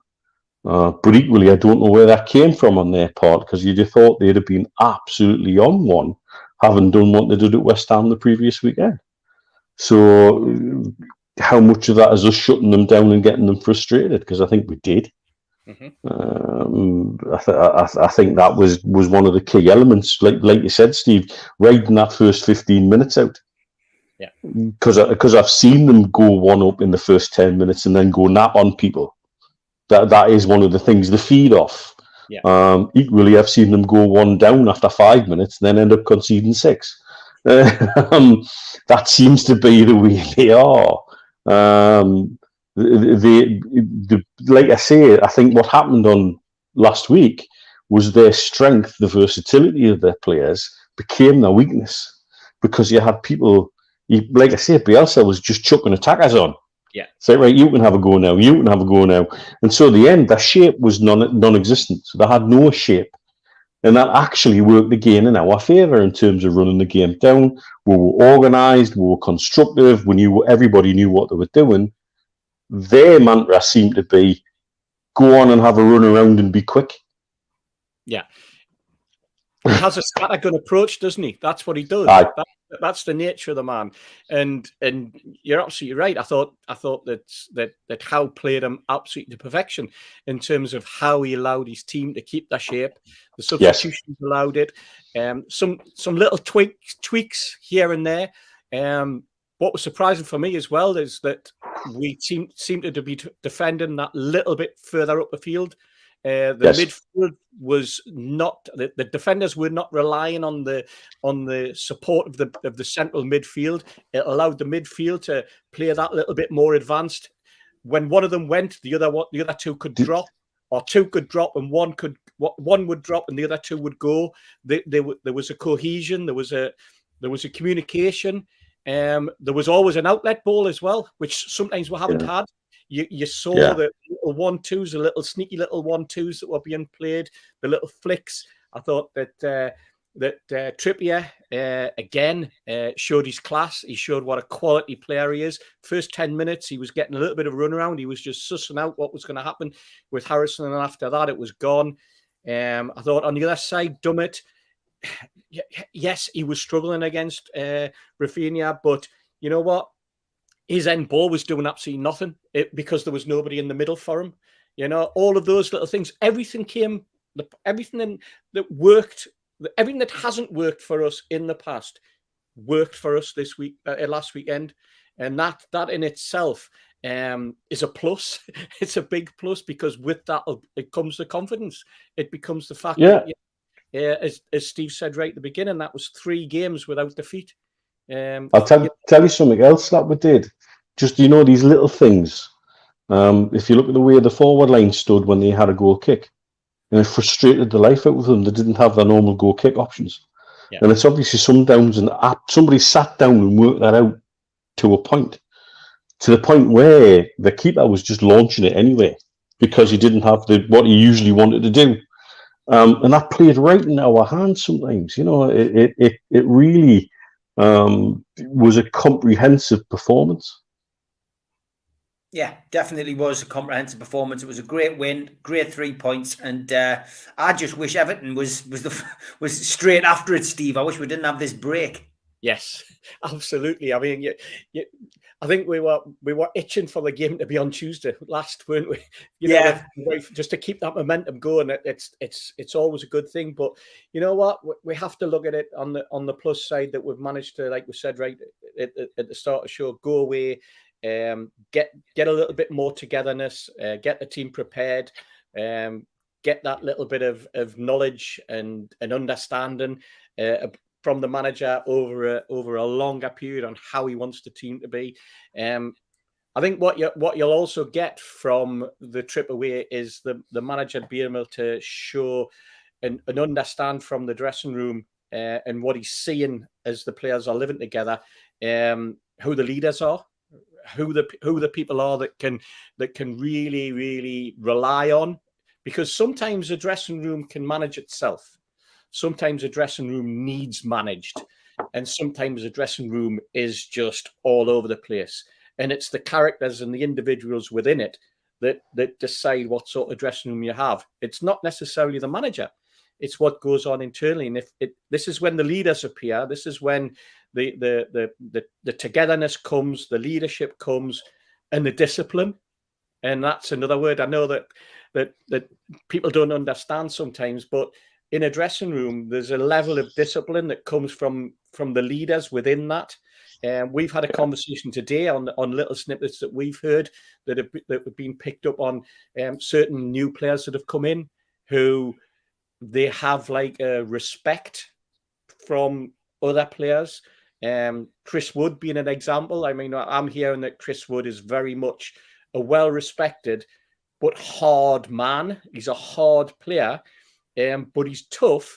But he's the sort of no-nonsense striker that reminds me very much of, from what I'm hearing about the dressing room, he reminds me very much of an Alan Shearer in terms of if he hears something that's going on, he'll not allow it to carry on if he doesn't agree with it, he doesn't believe in it, or if it's being done or conversations are being in a manner that he's not happy about. Shearer was like that apparently in the dressing room.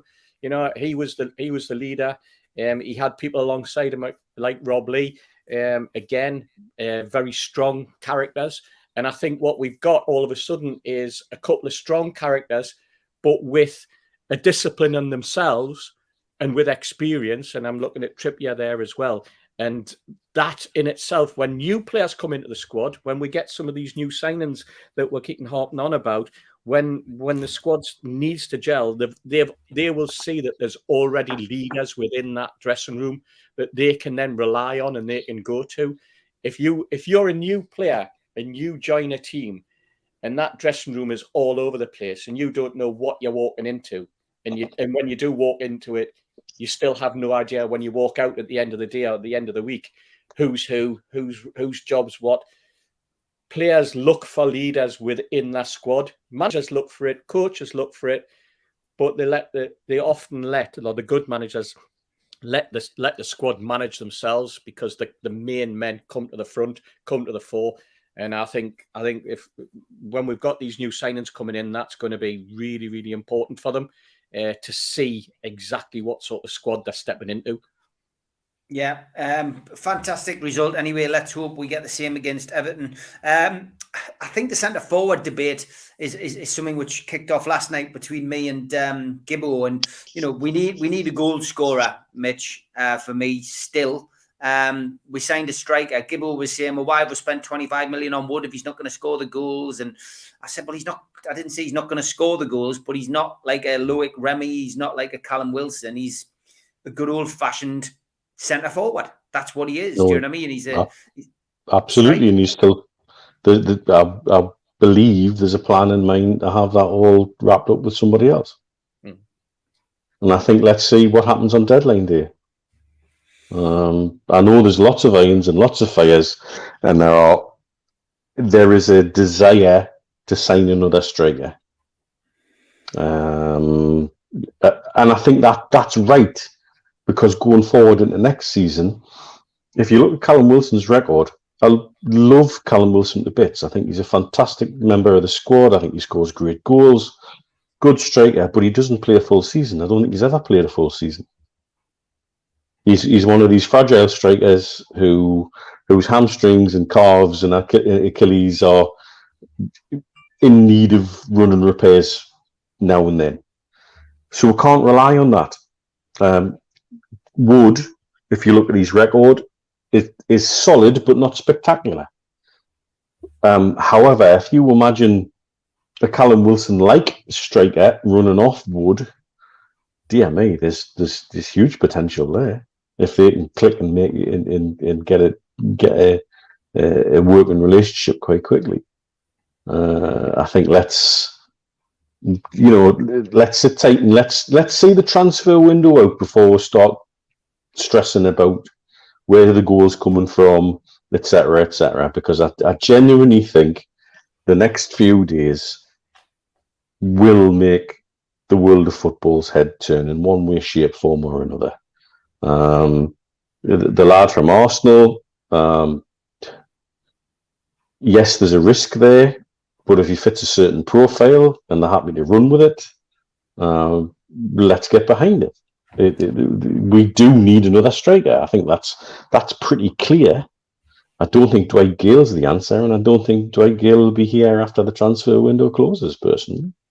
No, I think we'll do it. And look, Nketiah is not a risk if he can hit the ground running. He hasn't scored a Premier League goal, like somebody's saying there, but ultimately, it's got the feeling of an Andy Cole, hasn't it? A bit of an Andy Cole kind of camp. But we need somebody quick who can put the ball in the net, and this kid's got pedigree. He potentially could. Let's see. As long as we're doing buy more Leicester, I'm happy. Fantastic, yes. Poor John, it's still gaining traction. That poor John. Okay, Steve, we're going to call an end to that T-shirt now. Right. £500 we've had in, £350 donated in by George Hayes, and £150 from another. Can I stop you there, Steve? Yeah, go on. I don't know how to tell people this, but there's a bid come in, which is actually, I mean, I'm calling it a bid. It's a donation. It's from Marcia and Andy. Now, Marcia and Andy are Chris's mum and brother, who have flown back this week to America, to California, after Chris's funeral on Monday. And I'm gobsmacked.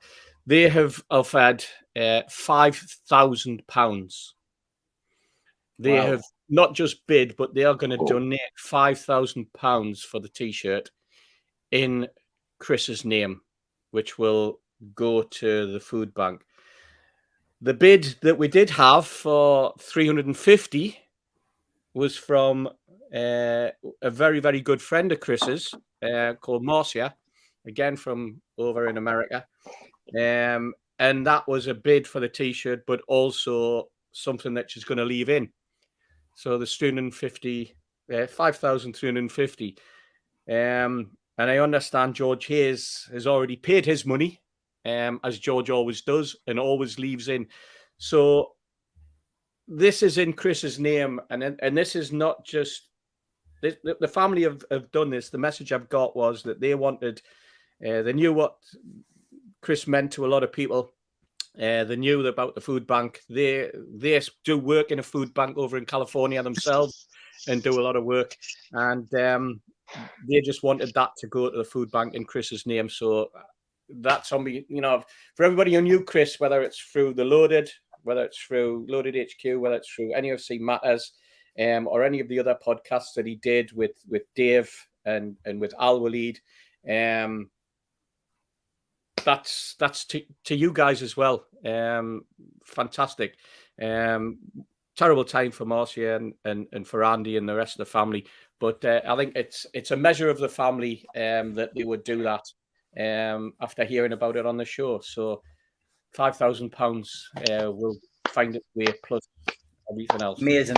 Yeah, thank you very much. And that is a true tribute to a good friend of ours, Chris. Fantastic. Our thoughts, as always, with the family. Loads of comments coming in about that.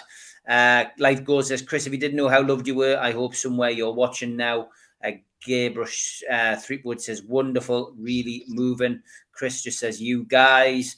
This isn't Friday, it's Chris Day. Keith Patterson says, superb gesture from his family. Rest in peace, Chris. So sorry to lose you from our close-knitted fan base. Rest in peace, mate. What a beautiful, beautiful family they are, says Jody Tune for Life. Kevin Young says, wow, Chris and Marty are unbelievable. That's fantastic, says Dunnell. Marty Jago says, amazing. Jeff just puts the claps. Hand clapping. Yeah, I mean, amazing. thank you very much. And that is an amazing tool. So thank you very much. And they did also say that they wanted to pass on all the thanks for all the messages that they've been able to read online, messages that have been passed to them by Davey, who was so helpful to them in those terrible dark days that they had when we found out what had happened to Chris and when they travelled over. They did say that they're hoping to come to Newcastle. I hope they come to a game. They're hoping to meet everybody as soon as they can arrange it, which obviously we're talking now about well,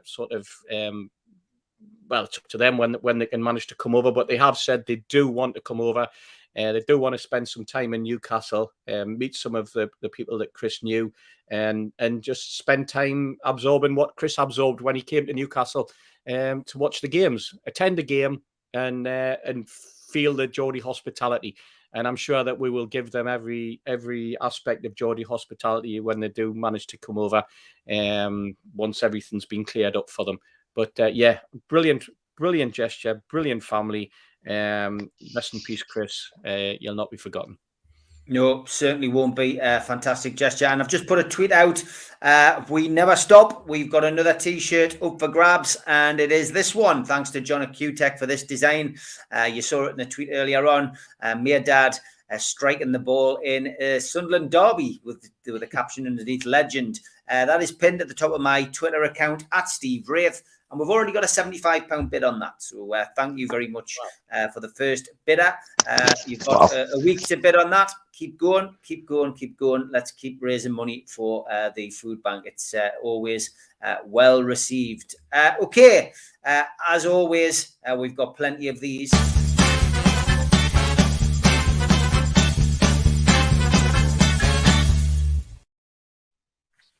Tune lookalikey and some absolute belters this week, as you would imagine. A bit of variation as well. We're not going down the whole Steve Hasty 20. Hey. Mitch has got a few this week, and I'm not sure who sent it this, Mitch, but he clearly doesn't have much time for you. Yeah. I'm not sure who sent that one. Some of these photos, like something they don't come anonymous. I see it though. It's fine. I love this one from Steve Bennett. Blakey from On the Buses and a master of facial expressions, Phil Jones. Yeah. Great on that. Excellent, Steve. Thanks for that. Chris Brown says Steve Wraith is the hitman. Yep, I can definitely say that. And I've had that comparison a few times, mate, and played a few characters like that myself. Now, this one was from Life Goals, who I know is watching tonight. Steve and the dude from Lost, Mitch and Newman from Seinfeld, and Bronwyn, her twin, is Lauren Conrad. I managed to get two of those photos up. So there's me and the guy from Lost. Yeah. And there is Bronwyn. Hey, very good. Very good. Yeah, I like that one. Well done. Thank you, Life Goals. This one was from Jeff. This Hadrian Wood, well-known mason and the builder of the Geordie Wall. Pretty good, mate. Didn't win, but it was a good one. This one was lookalike Brian the True Geordie and former England cricketer Matt Pryor. Yeah. Now, that's really good, Steve. That is. I mean, I also sent that to you because I was gobsmacked. It took a while to guess which one was which, but very, very similar. Just needs a little bit more hair, Matt Pryor, but yeah, that was a good one. Colin Wilson, Paul Young, and John Voight. You can see where he's coming from there. Yeah. And this one was from your mate Tom Dixon. Yeah, you know what? I'm gonna have words when I meet him. Lady Gaga, of course, and Steve Hasty. This one, Ugly Camera says, look alikey, not Toon, but still. Prince, formerly known as Prince. Very clever. I see what you did there, Ugly Camel. Very, very good, because that was originally his name, yeah. Lee sent us this one in. Gerard Depardieu and Paul Merson. Wow. That is good. Yeah. Yeah. Pretty good, that one. This one was from Corey Nicholson. He said, snooker player, Robbie Williams and Luke Edwards. Right. But it's the same thing you get. It's basically bald people. It's the eyebrows as But well. there is something in the. Yeah, I get it. Aye. And it's the same. It's the same angle of the photograph. I'm sure Luke on his Twitter has probably been compared to a lot worse, so you'll take that one, I think. This one, Thomas, a guy from the Temptations and Joe Linton. Very good. Yeah, I can see that. That one. This one did the rounds. I've had this a couple of times. Billy Miller sent this one in. Two lookalike, a random Newcastle fan, and James Corden. Yeah, I can see where that. The wig definitely played its part there. Bazza sent this. 90% of the fan base at the start of January looking fresh to right now with 4 days left of the transfer window.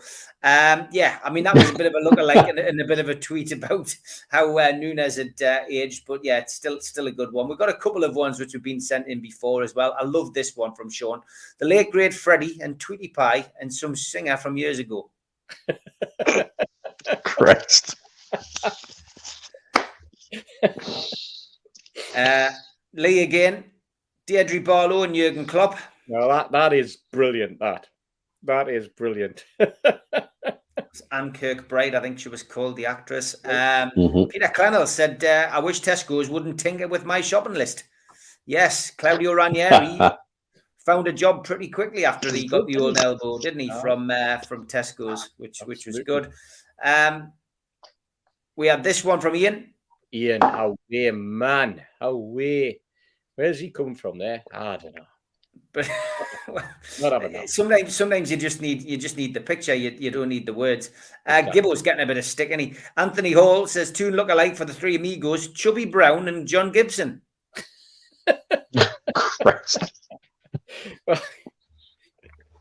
could tell a story here, but at best not. No. Yeah. John from QTech. John from QTech sent this in. He went two look-alike. I was waiting for this one. John's supposed to be your mate, isn't he? You're always going to take this, Mitch, aren't you? Every time. But remember, gamble responsibly. Yeah, gamble responsibly. Gamble responsibly. I love this one as well. Look-alike. That's fantastic. And yes. Mike Dean. Yeah. And this one, Mirdad and Gundogan. Yeah. Very good. That. Definitely very good. That one. Gundogan and Mirdad, definitely. Yeah. I did have one of them, and I'll keep that one for next week because I haven't got it loaded onto the system. The winner is this one, Tony Byrne, Mr. Logic, and Everton midfielder Anthony Gordon.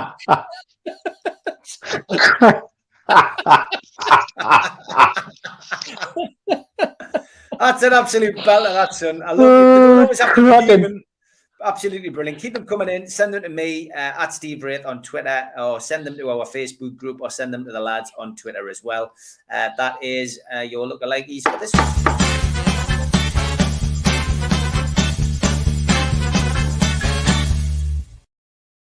Now, this week I have got Elliot Slessor's funky music, which we'd never had for the last couple of weeks. And we usually have one of his jokes in Tweet of the Week. So we've stuck a couple of them on his intro music. And then from next week, we'll be doing a joke a week. But here's Elliot's new regular section.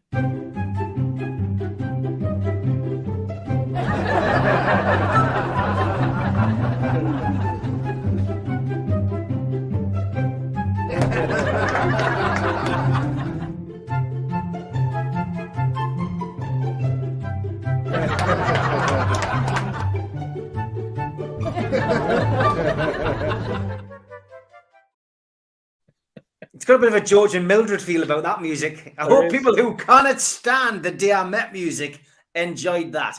But yeah, Elliot Slessor, welcome to the team, mate. You're going to do a joke of the week, and we'll be keeping an eye on your timeline. I'm sure you'll send us a few in. But welcome to the NUFC Matters 3 Amigos Madhouse. Good to have you. Good to have you on board. Mad Mark, after watching that, says Mirdad will be holding that Premier League trophy soon. Yeah, that would be fantastic. 100% it would be as well. Lots of comments coming in about the lookalikes. What a great show tonight. Respect of all of you and our amazing fans. Brian says, thank you, Chris's family. Outstanding. Just like Chris, it was a privilege to meet him. Top man. I feel privileged to have met him. And that's nice, you know, just to hear that kind of stuff. Keith Patterson says he's going to put £100 bid in for the Legend shirt as well, so that's now already up to £100.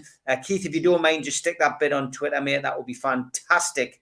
And Steve Middlemas says, I think it would be fitting if a memorial stone in Chris's name could be placed in the stadium if they still do that. I'm not sure whether they still do it, but again, that it is a potential that.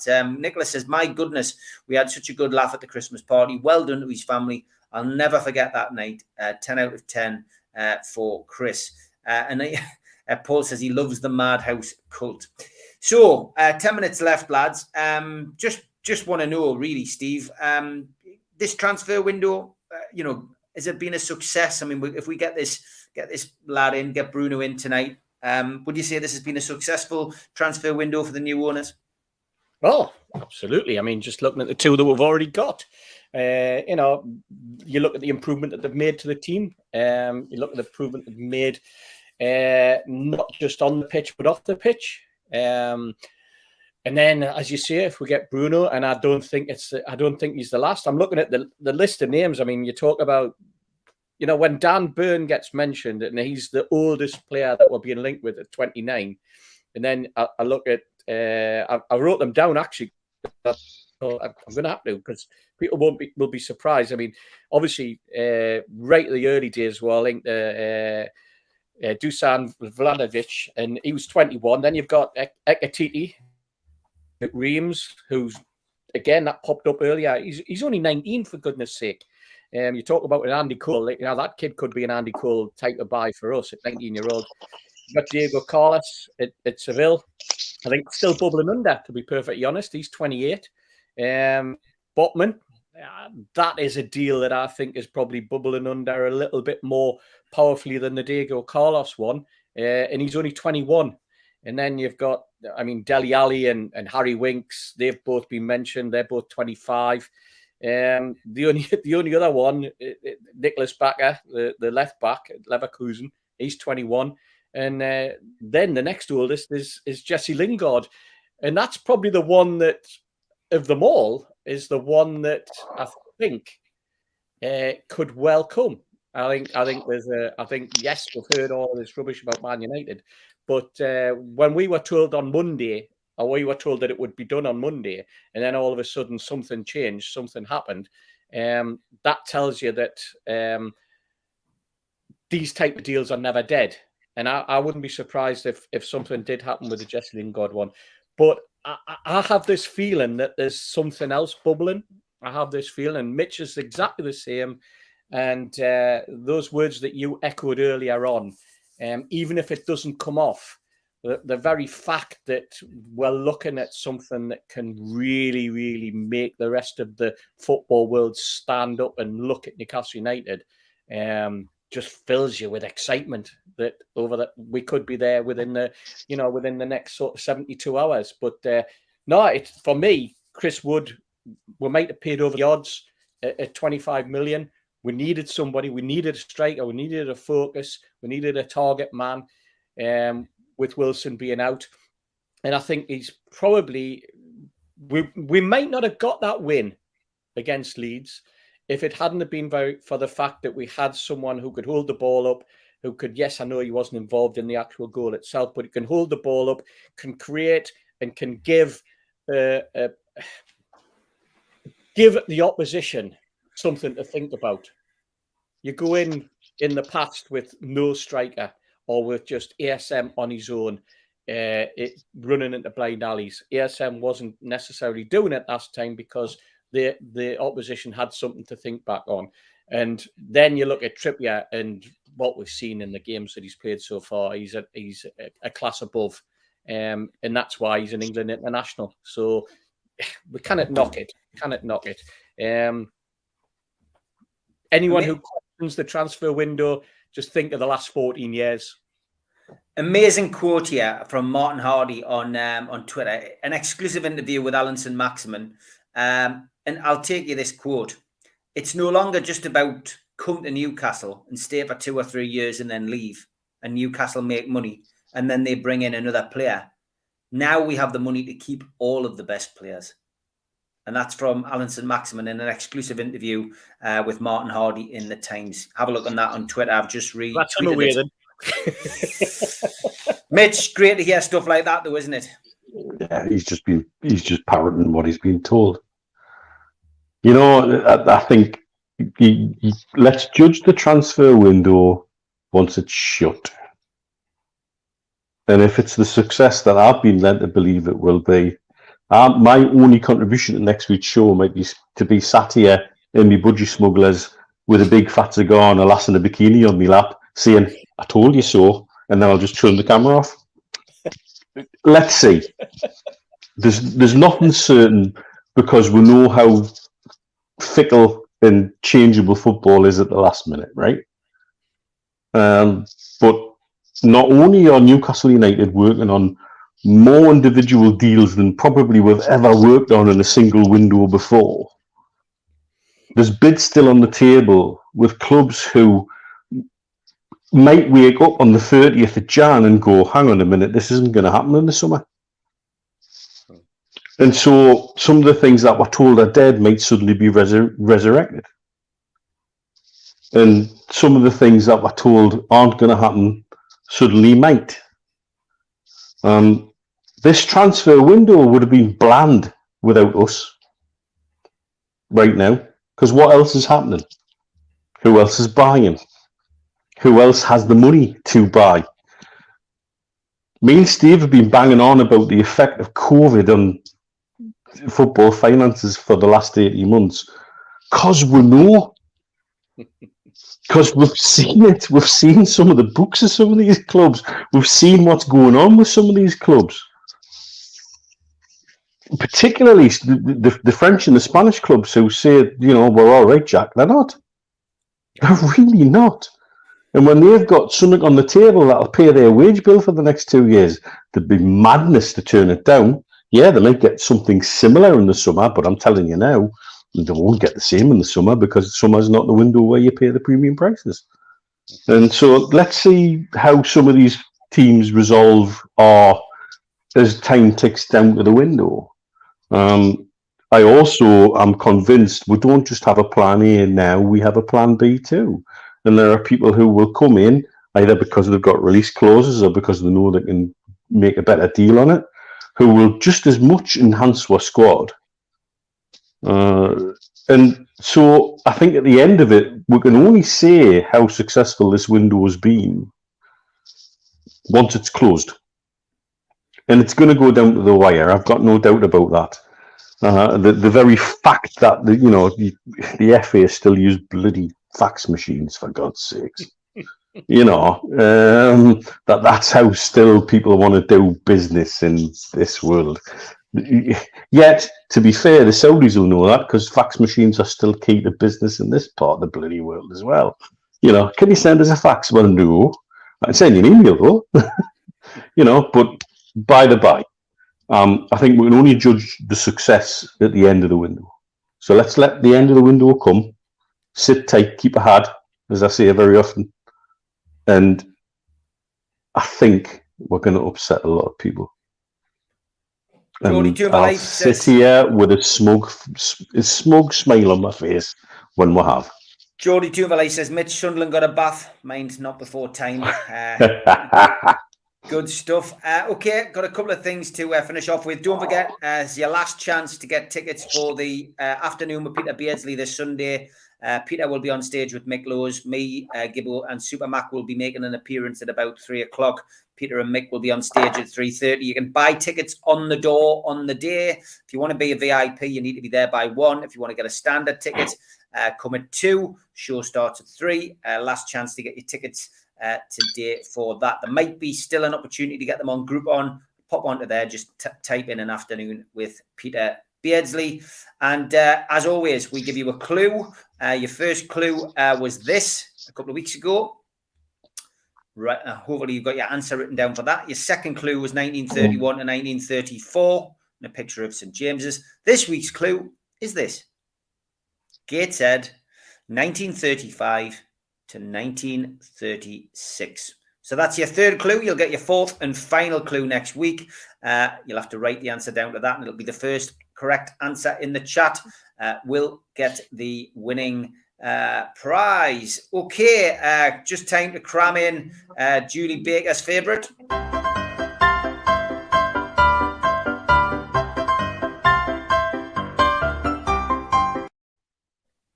Troll of the week, double barreled. I put a tweet out just to say that I was meeting Liam Kennedy for a quick coffee before the match.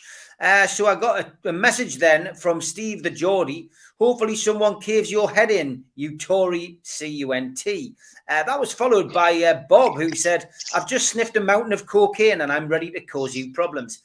No surprise that both of those accounts had 5 followers each and seemed to be created on and around the same day.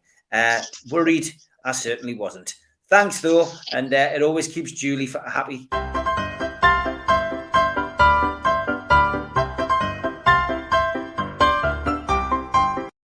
And Julie rightly points out it is Dave Harrison's funeral. Another guy was sadly lost a couple of weeks ago.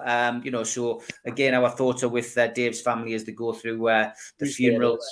Yeah. And I'm sure somebody will let me know, and I'll try and get along to it. I haven't seen the details on social media, so if somebody can ping them to me, that would be great.